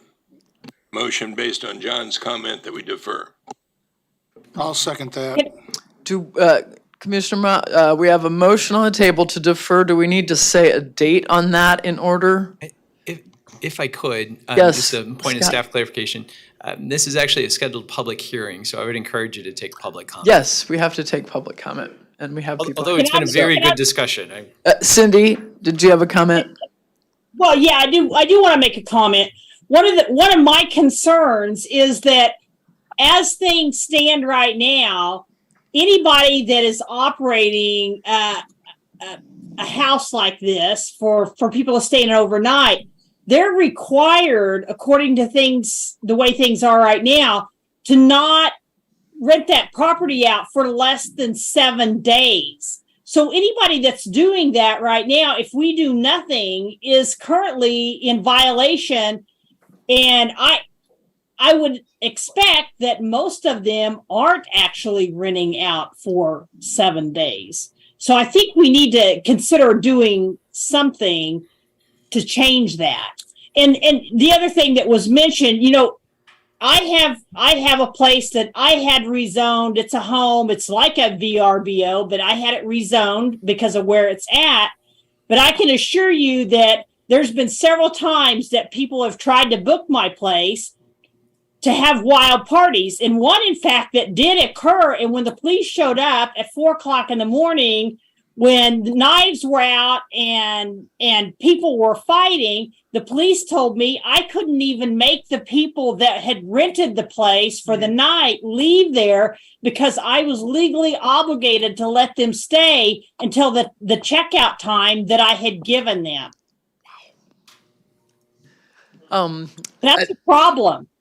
I think that Scott's reminder that this is a public hearing and we do have people in the room who came for the express purpose of speaking. We want to honor that. If we have a motion to defer, then anything we speak here today, what happens to that information, Scott? Can you remind us? Yeah, I'll withdraw the motion until after we have public hearing. Thank you, Joe. And will you withdraw your second? Yes. Thank you. Sure. So in terms of the question, what would happen if this item is deferred to another date, is that we would take all of the public comments. We would, of course, capture those in the minutes, and then we would share those as part of the public input packet so that people could see what the comments were. Okay. Commissioner Green? Yeah, one thing that Commissioner McKay mentioned was the Realtors of South Central Kansas letter that we all received. And there were several items in that raised concern for me. And I think we have representatives here to Right, give comment today, so. Yeah, and okay. I think it's important that we go ahead and have the public comment, but then Okay. I think it's also important that I get to go ahead and second my motion again. Okay, so you're going to rescind your second? Yes. Okay, thank you. Yeah, I'm going to rescind, but I'll use it Commissioner again Newell. later. Just a short observation. I think this is something that's going to be difficult to police because how are you going to know the people that are not complying with this law? I mean, you're going to try to run them down on the internet or how? I can address that question. So there are companies that specialize in enforcement of short-term rentals for exactly that reason. When we reached out to cities to do our research, we did find some who were trying to do enforcement manually, even though they had, with regulations in place. And I don't know how they were going to accomplish that, simply because of the amount of manpower and the hours that would be necessary. So these companies, they use artificial intelligence to look at the postings that are available on VRBO, Airbnb, and a variety of other sites, as well as matching it up with data from the appraiser's office or other entities, Google Street View. They use artificial intelligence to tell which listings relate to which properties, and then they look at the listings to see whether or not they are in violation of your local ordinances. So in that way, they're able to flag multiple properties very quickly. Okay, thank you, Scott. At this point, let's move to the public hearing. We do have two commissioners who will be leaving at 5 o'clock. We do have one other case after. So again, I'll just remind you of the question not to repeat, please, so that we can hear the issues from the persons who are here with us today. So will the first presenter come forward? Thank you, Gentry. Good afternoon, everybody. My name is Gentry Thiessen. I am the Government Affairs Director with the Realtors of South Central Kansas. I'm going to make this concise and quick because I don't want to be here any longer than you guys already have been. And thank you for your patience waiting to this moment. You bet. Gentry. So I would clarify that we understand as an association the need for changes in the zoning code and the licensing ordinance. We know that that's necessary for these short-term rentals to operate for shorter than 7-day periods. But we have identified, and you've all received a copy. Thank you also to Scott and staff for distributing out that copy. I know it was not within the public comment period, but we didn't receive that analysis back until Tuesday afternoon, and we got it out to you as quickly as possible. So thank you for entering that into the record. We do appreciate that. You have all seen that we have several concerns with what is proposed as written, and we are asking today that you delay that vote. The first of which being, I'll mention 4 of our 10 concerns, just to keep it short, but the first of that being that we're worried about the implication of unlawful inspections under the 4th Amendment to the U.S. Constitution and Section 15 of the Kansas Constitution Bill of Rights. We hope that the city will provide a legal opinion on that prior to any vote being made on it.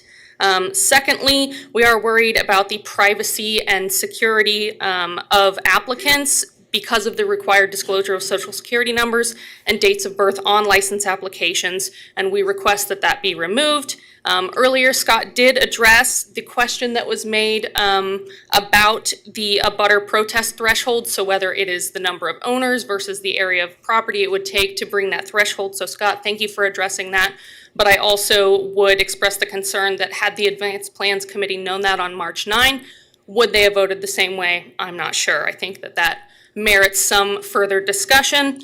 And then also, we request that documents be made public before a full decision can be made, namely the Good Neighbor Agreement and the inspection form that are listed within separate areas of the licensing ordinance.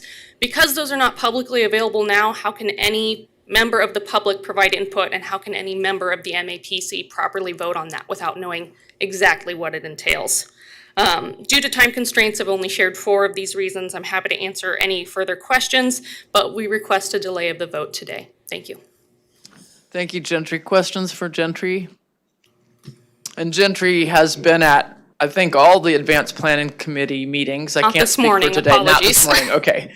I wasn't that, okay. So, but you know, you've also been listening in on the conversations too, so we appreciate your attention and participation. Next speaker.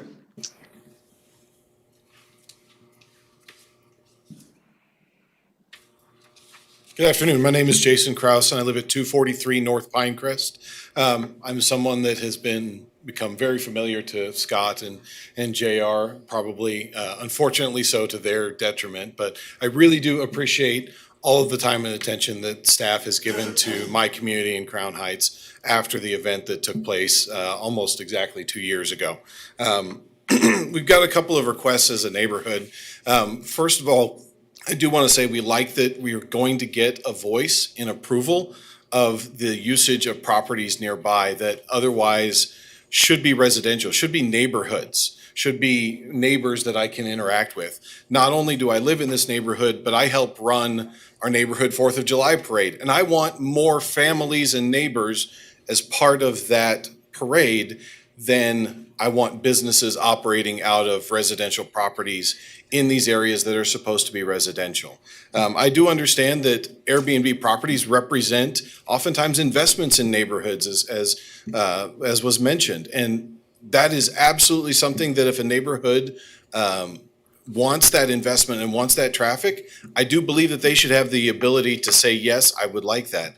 I very much want the opportunity within our neighborhood to continue to provide the opinion of a no when we state those things. I also would like to state as a couple of the requests that we have. If something has to go to conditional use and gets approved through conditional use, due to the fact that a residential property doesn't need to be altered substantially to receive a conditional use as opposed to, say, a mechanic shop or a beauty shop, I don't believe that that conditional use should follow the property in perpetuity as they currently do right now. That should be something that's severable upon sale of the property, not a conditional use that carries forward, I believe. I also would like to see our city council not bothered by zoning approvals that may have been rejected twice by neighbors. That's a pretty strong no. And now we're going to take more city time to bring it up to there, even if it's been successfully protested twice. I again would like to state, please, if ordinance gets passed until the licensing is in place, please keep our 7-day limit there and potentially see if there's further ways that we can apply protections in our neighborhoods. Because as you mentioned, yes, every single Airbnb property that's operating right now is operating in violation of that. And I have ones visible from my bedroom window, as unfortunately the victim was on April 11th, 2021. Thank you. Questions for the speaker?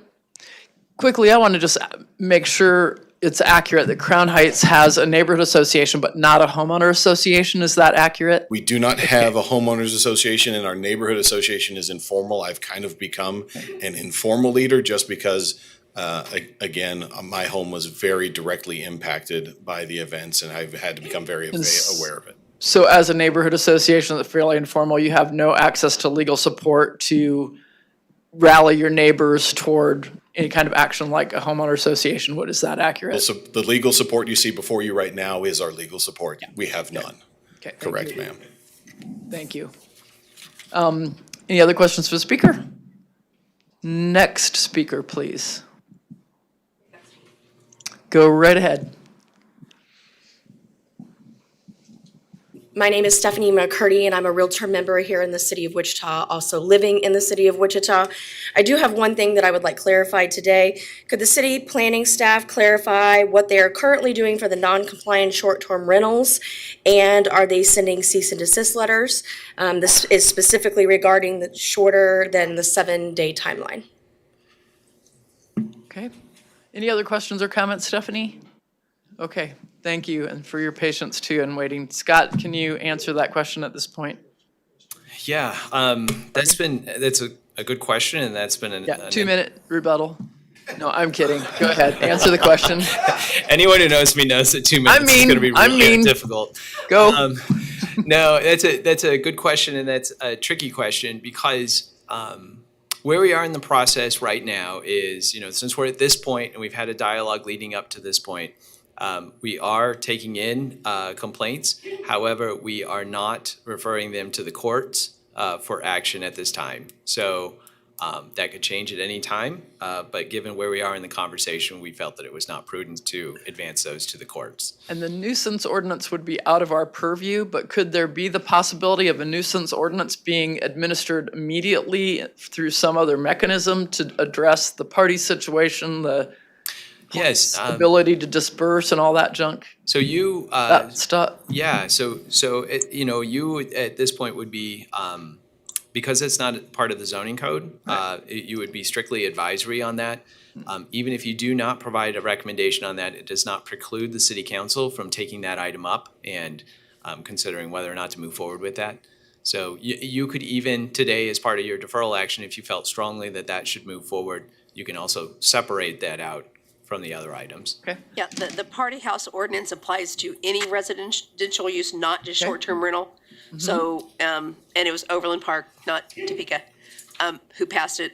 So yeah, I mean, that can easily be separated out and go forward in advance of, some of these other things that we're spinning around. And so if Topeka passed it, some of the inspection wasn't a part of that, but some of the state law issues might already be kind of worked out. Overland Park did two things. One is they do have a licensing structure, and they also went ahead and passed the party house ordinance primarily in response to problem short-term rentals, but it applies to any type of residential structure. Okay, thank you. Do we have additional persons in the room who wanted to speak on this item? Yes, ma'am. Can you go to the podium, please? Good evening. My name is Kelly Reed. My address is 510 North Bay Country Street here in Wichita. I'm coming to you today as both a short-term rental owner and manager since 2016, but also as the state of Kansas Airbnb community leader for Airbnb. I am first would like to start by saying thank you so much to the city and to this body for doing the work that you've done to get us to this point. As I mentioned, I've been operating since 2016. At that time, and I'm mentioning this because of the conversation around delaying a decision a little bit longer.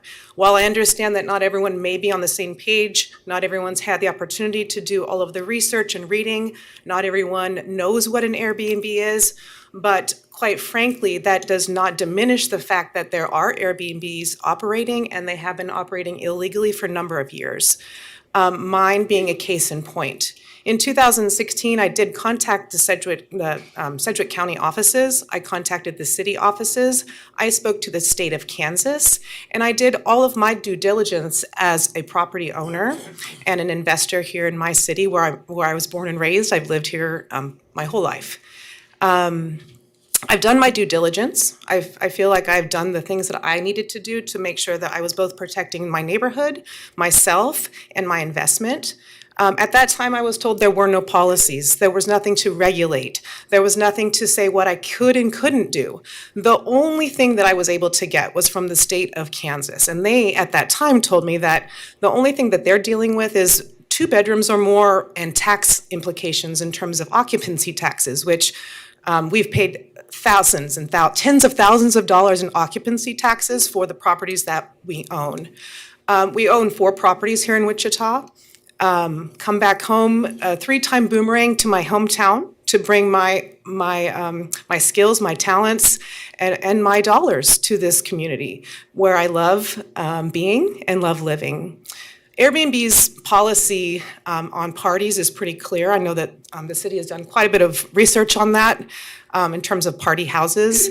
They also have recommendations for cities, which I know that the city has been looking into. I would like to ask that this body please trust the work of your city staff who have spent painstaking number of hours doing stakeholder engagement. They have gone through the processes of bringing this forward to committees. They've gone to the district advisory boards. They're bringing it forward to you today.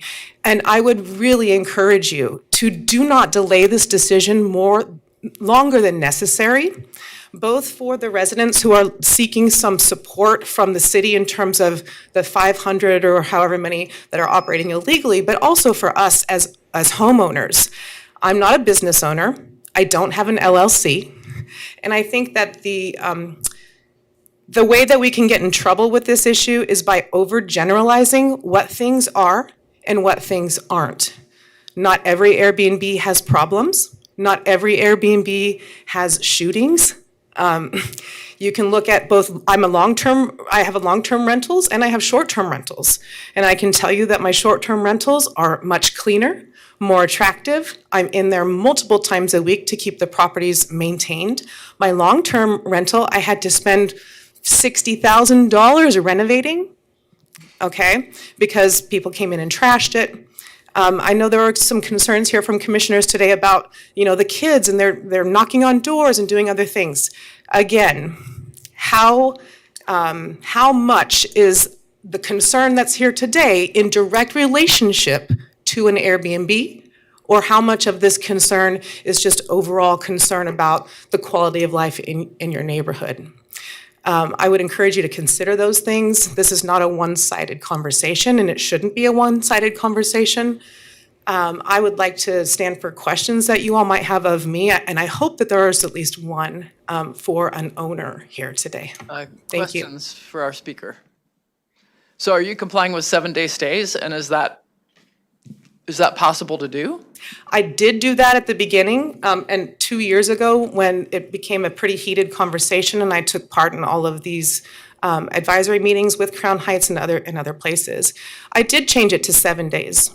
That is not cost effective as an owner because people don't want to come and visit for 7 or more days, generally speaking. And so I'm not compliant at the moment. And I'm taking a risk, obviously, by saying that. I think there are a lot of other people out there that aren't compliant and may or may not be willing to come forward to you today and say so. And the reason we're not compliant, again, is because it's been so many years since a policy has been needed, but there's been no action taken. So I encourage you, please take some action. Is 5 days more reasonable? I wouldn't impose a day restriction on anyone who owns a property. Personally, I have a 3-day minimum for weekends, but that's my own personal right as a property owner to ask of that of my guests. I'm a super host, which means that you have to have a lot of really good reviews and a 4.9 or above to get that status with Airbnb. Again, been selected as a community leader for the entire state of Kansas. I would love to be engaged in this conversation. This is not the first time that I've asked to specifically be engaged in this conversation. So I'm here and would like to answer any questions that any of you might have. And you have answered my question. Thank you. Is there any other additional questions for, yes, Commissioner Foster? Not so much a question as a comment in relationship to what you've said. The short-term rental that operates right across from my house. For people who aren't familiar with them, most of what I see, and I would be interested if you have similar renters, are either people with pets who want to be able to bring their pets with them when they come to visit our city, or they're family reunions where instead of everybody showing up at one person's house, they rent a short-term rental and everybody drives half as far and has the family reunion in Wichita. That honestly accounts for probably 3/4 of, and business people who want a house instead of a hotel or the other. Was that a Commissioner question, in Foster, other words? May I Yeah. answer? Thank you. So in my personal experience, most of the people that come and stay with us, they're families, family members. They're meeting halfway. They're meeting someone from Texas, someone from Colorado, someone from Michigan. This is a central location. Contrary to popular belief, people do choose Wichita as a destination. The folks that live here might not see it that way, but people do choose Wichita. They love to come to Wichita. They love the welcoming nature of our city. They love being able to walk next door and talk to a very friendly neighbor. They love the idea that they can do something more affordable and more family-oriented than a hotel. We get a lot of, not only family reunions, we get a lot of funerals, unfortunately. That happens a lot during the winter. We get wedding guests who are here for weddings. We get people who are adopting babies who spend time with us. We get folks who are here for work, who are contractors. We had someone for 6 weeks who's now the director of marketing for the Wind Surge, that while she was looking for a property, she stayed in our home. I have countless stories. I had someone from 1953 who stayed in a property that I own that when she was a child grew up there. Okay. So these answered the folks question are, about the thank you so nature of much. your guests, and there's a variety of you. lengths of time. Thank you. Appreciate it. And Commissioner Aldridge. Yeah, the last thing I gotta say is that I understand, when things work and they work well for the good, I get that. But what about, the rights of other neighbors, other property owners that have not experienced the same perfect situation that you have across the street or what you're dealing with? And that's what, what I'm talking about firsthand that I've seen, and we got 400 and some odd houses over there. And, it's a lot of issues, and that's what my concerns are. Not every Airbnb is in a perfect situation. You're gonna get those 24-hour ones, and you're gonna get the ones that's gonna pick up that social media thing, and you're gonna have some issues. The time Petey gets there, it's all over with. I think you might see that with long-term folks too, who are just owner-occupied homes, and you have issues in all kinds of homes. I'm in favor of regulation and legislation. Thank you. Yeah. Okay, thank you. Yep. Any other questions for the speaker? I got a question for the speaker. Thank you. Okay, Commissioner Blick? So you basically, for your experience, you run it as a commercial business, like an LLC or an incorporation? No, sir, I don't. I file my taxes just like everyone else who has a long-term rental investment on their portfolio. Don't have an LLC. Do you pay more in insurance because it's a rental?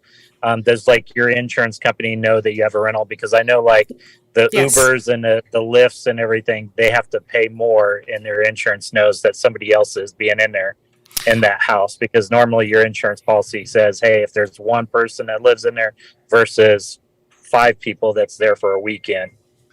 Can you answer that question? Yeah, don't pay more necessarily in insurance than any other rental. Yes, my insurance company knows that all of these are rentals and all of these are short-term rentals. One of them specifically, I had to go outside of my insurance company to insure separately, which is a concern that I have about the proposed legislation as well.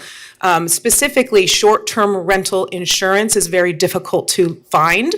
I have a company that I found only because we have a pool. And that puts us as homeowners as a higher risk to have people in there using the pool. So we have a special insurance for the short-term rental for that home in particular. And I assume some of that's legislated through the framework that you promote your home. Is that correct? So Airbnb would also have rules for you. Is that accurate? Airbnb doesn't have rules for ratings. Homeowners. Pardon? Just ratings? Yes, and the ratings are done by guests, not Airbnb itself. All right, thank you. You've answered my question. Yep. Any other questions at this point? Do we have anyone else in the room who's here for public comment? And thank you. Do we have anyone participating virtually who's here for public comment? Yeah, I would like to speak. Patricia Heilman. Hi, Trish. Your name and address for the record, please. Yes, ma'am. Patricia Heilman, 139 South Fountain. And I was here earlier, and I'm sorry, I had to go get my kids, so that's the issue.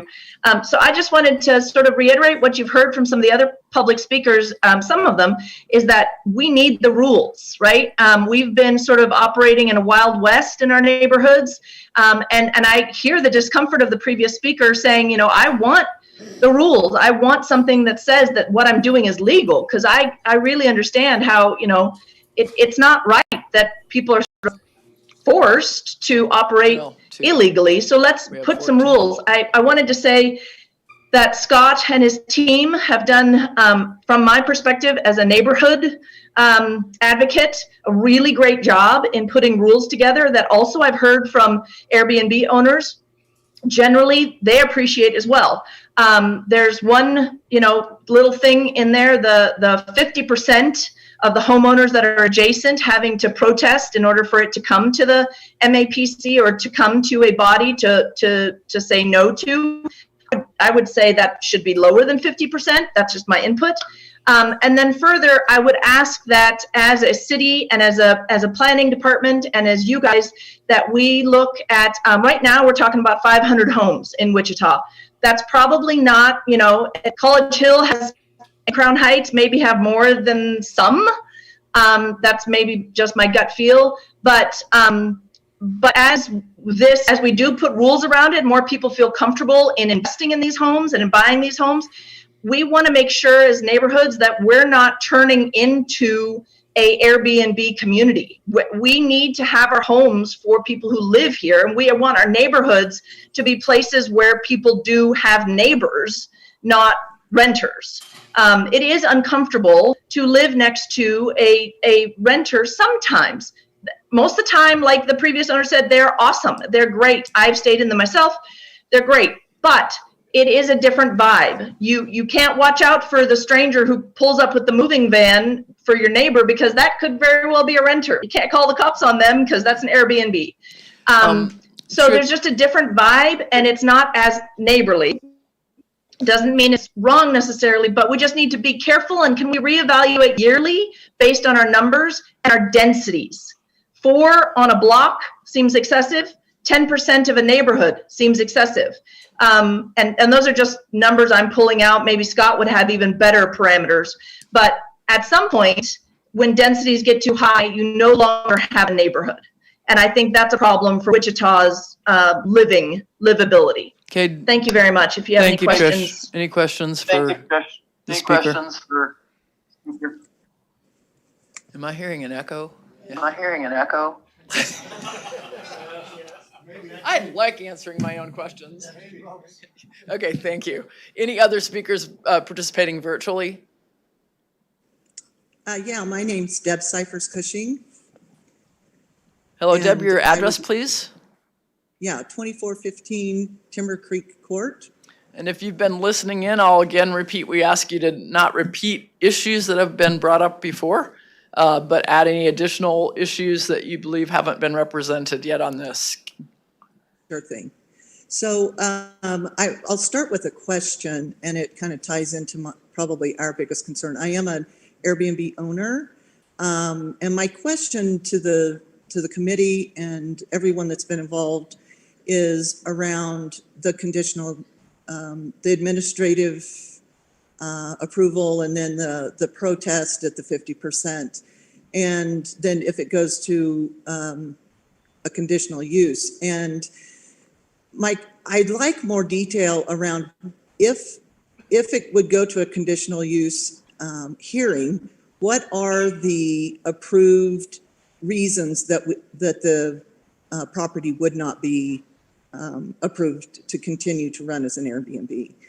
I have a home that is in a very nice neighborhood that we've owned for 30 years, that we've done hundreds of thousands of dollars of improvements on. And about the time we finished those improvements, we went to see a house at Harbor Isle and thought, oh, dang, we kind of want to live on the lake, at least while we can. And so we bought a home at Harbor Isle, and we still own this home. And our thoughts are we want to move back there when we retire and get to the point where we can't go up and down the stairs here. Our options were sell the house. That's not part of what we want to do, or rent the house. And we also own some rental properties, and we were in the same position as the previous speaker, where we get a 1 month deposit, and we just recently spent $100,000 renovating a home, not renovating, but repairing a home that a full-time renter had destroyed.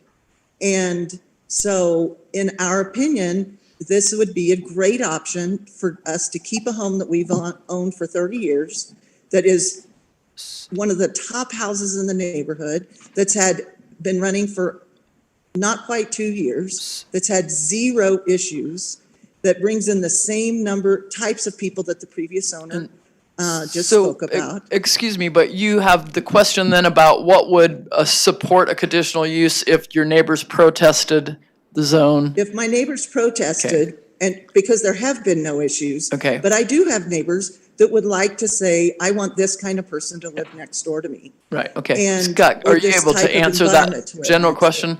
Excuse me, but your time is about up, and I want to make sure you can get that answer. You want to answer that question for her, please? Sure. So I guess the general answer would be that any conditional use is evaluated according to golden factors. So that's something that we look for. So if you do a quick Google search online, you'll see golden factors, Wichita. Okay. You'll see our list of those come up, or you can just check one of the zoning cases for the conditions. Is there anyone So else if- participating virtually who would like to speak on this item? At this point, I'll bring this back to the commission. What's your pleasure? At this time, I'd like to make a motion that we defer until planning brings a votable proposal to the advanced plans that we can review and make a recommendation to the MAPC. Second. I have a motion to defer, allowing planning enough time to provide a more votable proposal through advanced plans. And a second from Commissioner Green. Discussion. That was basically what I was going to ask Yeah. staff. If we do this deferral, approximately how much time would be appropriate for you to be able to answer the questions that have been raised, or is And there no amount of time that would achieve that goal? And the legal issues that, are raised by RSCK, I think that's Sure. one, too. We're happy to go through that letter if you'd like to today. If you would like to do that at an advanced plans, we can certainly do that too. So far, the things that I've heard that need to be addressed are, answers to some of the comments that we received from the realtors in their letter. I'm trying to see what else was some of the other things that have come up. What other changes or additions or clarifications? I think I heard a lot of discussion of, is regulation necessary reacting to a single kind of issue? And then is there a portion of this that could be put forth more quickly to see if that would resolve some concerns, and like safety concerns for neighborhoods and for those neighborhoods without HOAs? Would there be some aspects there? And in terms of that first one about whether or not regulations are needed, we have developed this based on the feedback that we've received and also looking at other communities. So we would look to you to provide answers to us about whether or not this is a good fit for Wichita. And so that's a dialogue that can take place in advanced plans, if you like.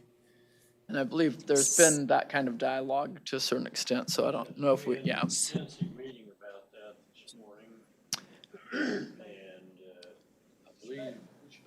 Yeah, we had an extensive discussion, as we have here today, about this. And I would say if we're going to defer this, I'd like to give Scott some specific things that we want addressed here in the deferral. Can I jump in? Yes. Yeah, I'm the lawyer in the room, the other lawyer in Yes. the room, sorry. Yes. What I'm hearing is you guys are done with options. My husband hates options. You want to hear what we recommend, and that's what we recommend, and you want to be done. I think we know what the realtor's concerns are. I think we heard Mr. Blake's concerns about inspections. Those are two very different things. I think that we can get somewhere that would accommodate both of those concerns. But I think you give us a couple weeks and you tell us to come back with our final shot, and we're done. Because you're tired, and I've been working on this for 3 years, and I'm tired. And I'm gonna retire in 3 more years, so we've got to get this done. I'm going to be a little bit more generous and amend my motion for 30 days. Well, We need a meeting date. if I could. Yes. What I'd like to offer is that advanced plans typically meets the morning of an MAPC meeting. So you would have the option of deferring it for 2 weeks, which would call a special meeting, which would require the chairperson to call a special meeting of the advanced plans. Or you could defer it until next month's advanced plans meeting, which I don't have a calendar with me Which would right be now. May 10. That's my motion. To defer to May 10. And all members would be invited to advance plans to hear the discussion, perhaps? Absolutely. And we would receive a transcript of this morning's advance plans meeting as well for a little additional discussion information. Yes. Commissioner Dool? I would still like like to hear some specifics on what we're looking for in this deferral. Why are we deferring it? Is there questions that were not answered today? What are we asking staff to come back to us with? I think there's been a consensus that we need to address some of the concerns of the Realtors Association. I think some of those can be explained and don't need to be changed necessarily. I also think that, and I'm just gonna step all over Scott because he knows I'm a kind of strong personality. I think we need to figure out whether this is the plan for conditional use, an administrative adjustment. Does staff think that they can live with that? And then if that's not okay, then we'll go back. But I think we have to come back with our best and last offer.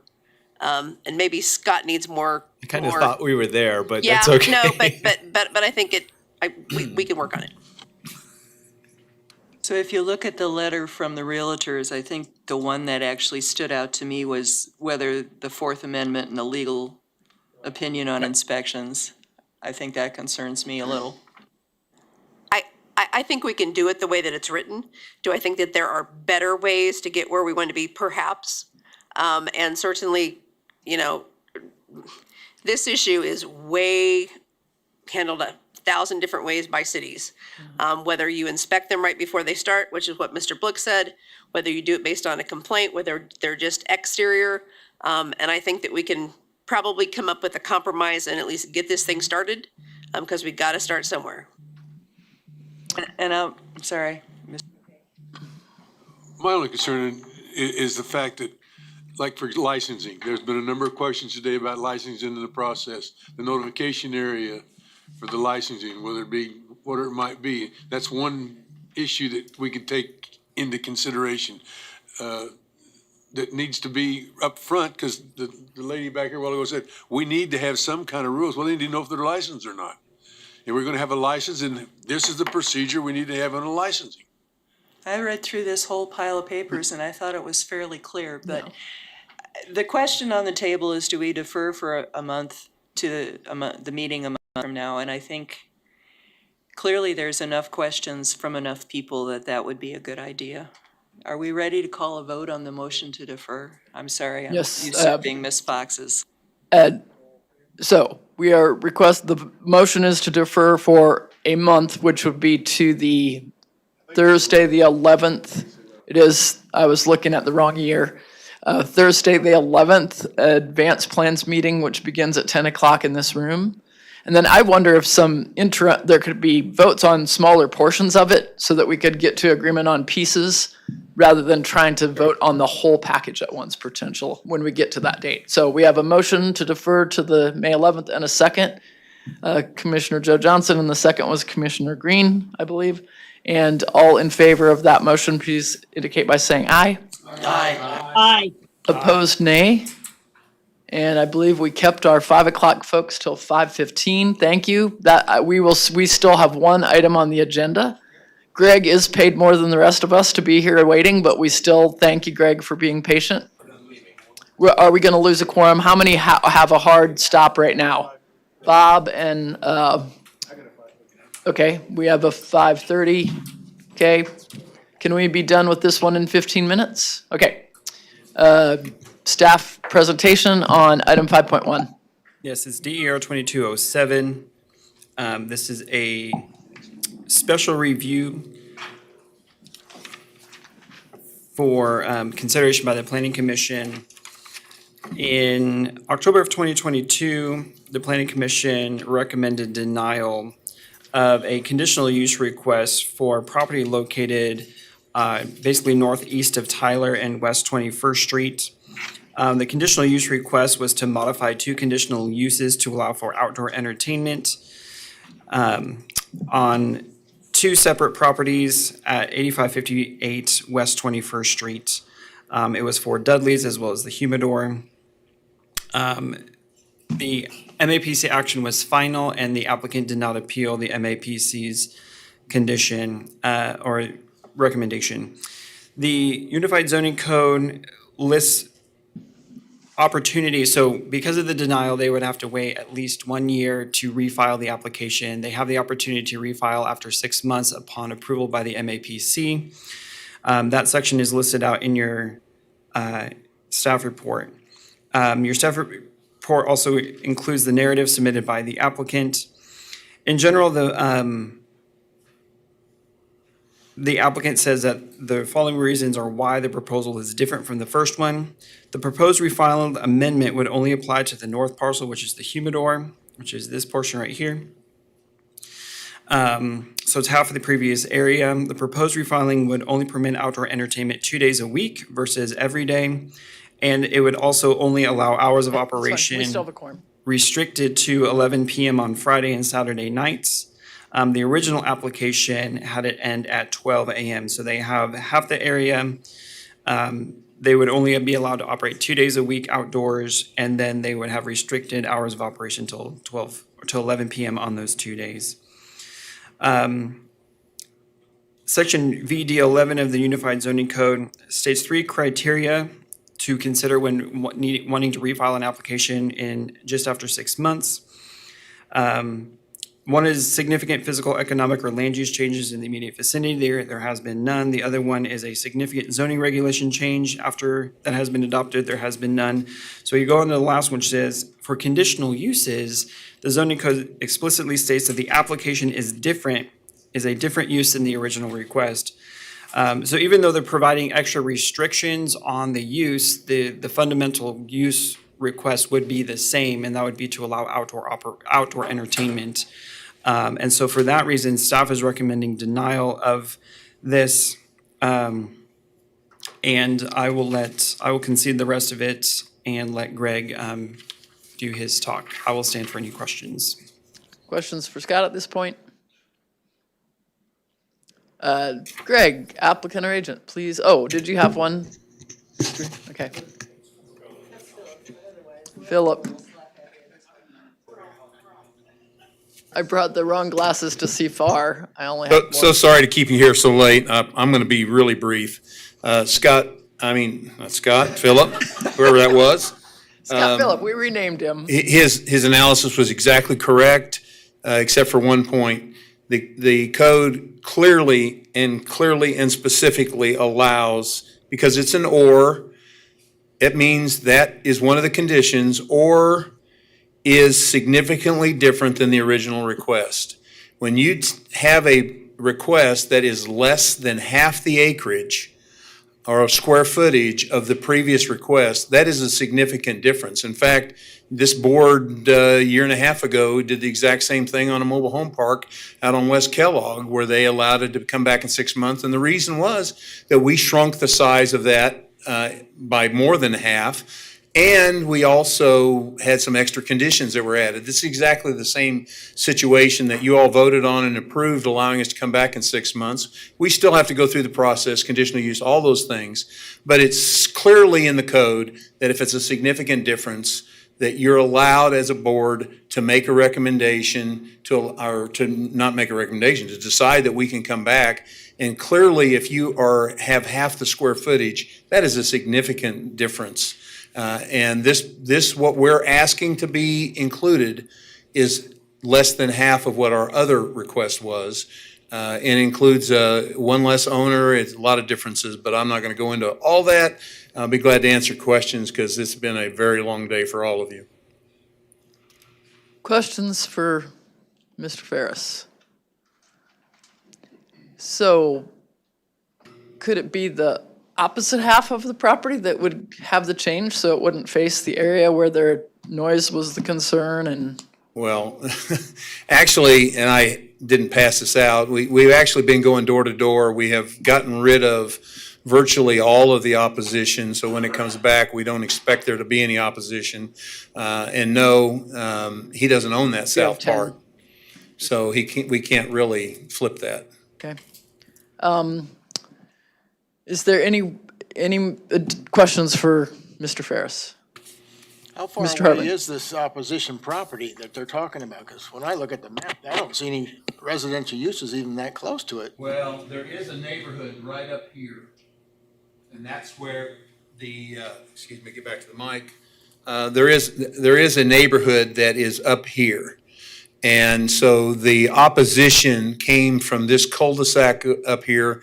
Yeah, there you can see it. And we've actually been meeting with all of these folks. I have letters from 3 of them that say they don't have any problem with this coming back. I'll give those to Scott for the record. And so that is what the area that you're asking about. Other questions for the applicant? And just the only reason we need a conditional use is not because of those neighbors, it's because of the golf course. The golf course is zoned residential. Otherwise, we would be able to do it because they're too far away. Okay, other questions? Do we have anyone from the public who, it's not a public hearing. It's just And thank you. all right. And by the way, I, as someone who sits in the audience for a long time, appreciate you getting people moved through that don't go over and over and over. I don't think it's Sorry, rude. I didn't- I think it's kind of more wrote down. rude for them to do what they did. Okay, yes, Just Philip. a clarification, section VD11 of the zoning code has the 3 criteria. It's listed on page 2 in italics. It's the significant physical, economic, or land use change, a significant zoning regulation text change, but for conditional uses, it says when an application is for a different use than the original request. For zone changes, that's where the code talks about a significantly different application that Mr. Ferris referenced. But for conditional uses, the code says when an application is for a different use than the original request. And there's no or in that statement? Okay. No. Okay. Anybody be participating virtually who wanted to speak on this item? Okay. Oh, we aren't speaking. Okay. All right. Commission. So the use is the same? Yes. Is what you're saying, right? Even though it's half the size or whatever the dimensions are, the use is still the same, is it not? Yeah. So the way I look at this is, we're less than half the application area, which is a significant change. It's 2 days per week instead of every day for the entertainment. And they're going to be operating fewer hours than what the original was. And so the original application. So I realize it's only been 6 months, but I'm kind of in favor of allowing them to go ahead and go through the process again. I read use as what we do while we're in there, not how much space we have to do it. So I would feel like the use hasn't changed. Be the same thing. Commissioner Philip, Johnson? if we approved it, let them come back, how long before we would hear that case and it could be approved? It'd be 60, 90 days, right? It would have to be, the application would have to be turned in 6 months after October 6th. So it would be able to be turned in basically now at one of the next closings. I don't know how soon they're ready to go, but it's 6 months has transpired. So if the vote is, if the vote is to allow them to do it, it could be on, Now, we're you know. allowing them to bring it back to see if they can approve it the second time. How long will that period take? So if they were to turn it in on our next closing date, which is on Monday, that schedules out for the end of May for a planning commission hearing, possible city council the end of June. So taking that in consideration, it's almost gonna be 9 months since we denied it. From a final decision, not from when it's turned in, which is what the code states of when they can file an application, not when a decision is reached. Thank you. And if a denial comes back in 6 months asking for approval to shorten the time again, I can see the caseload grow a little bit too. I mean, this is the rule. It was set for a reason. Any other discussion?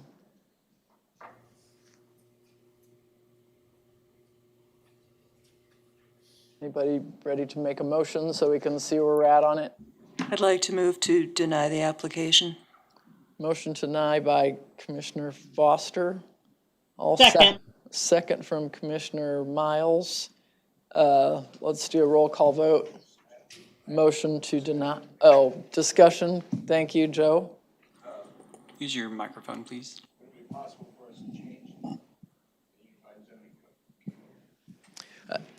Can you use your microphone, please? And the question was, is there a possibility of changing the unified zoning code? Yeah, so we aren't making an exception. Yeah, so what does it? That requires a vote from council. Whatever needs to be changed. Yeah, that requires a vote from council, and it would take longer than hearing the case. Okay, it would take longer to hear the case than to get a change of the zoning code. I'd like to make a substitute motion that we allow the request to take place and that we approve the request. Okay, we have a substitute motion from Commissioner Green. I'm going to second it only because I think if it comes back and it's the same noise level that we've had in the past, just because it's half the square footage, and even if you operate less hours and you still have the same kind of volume, I can't believe that the same people would not object to the noise. All at once they were here in mass, as you recall. They had their audiologists with them and all kinds of things. And so how is that going to be any different? How did if the noise level is still the same?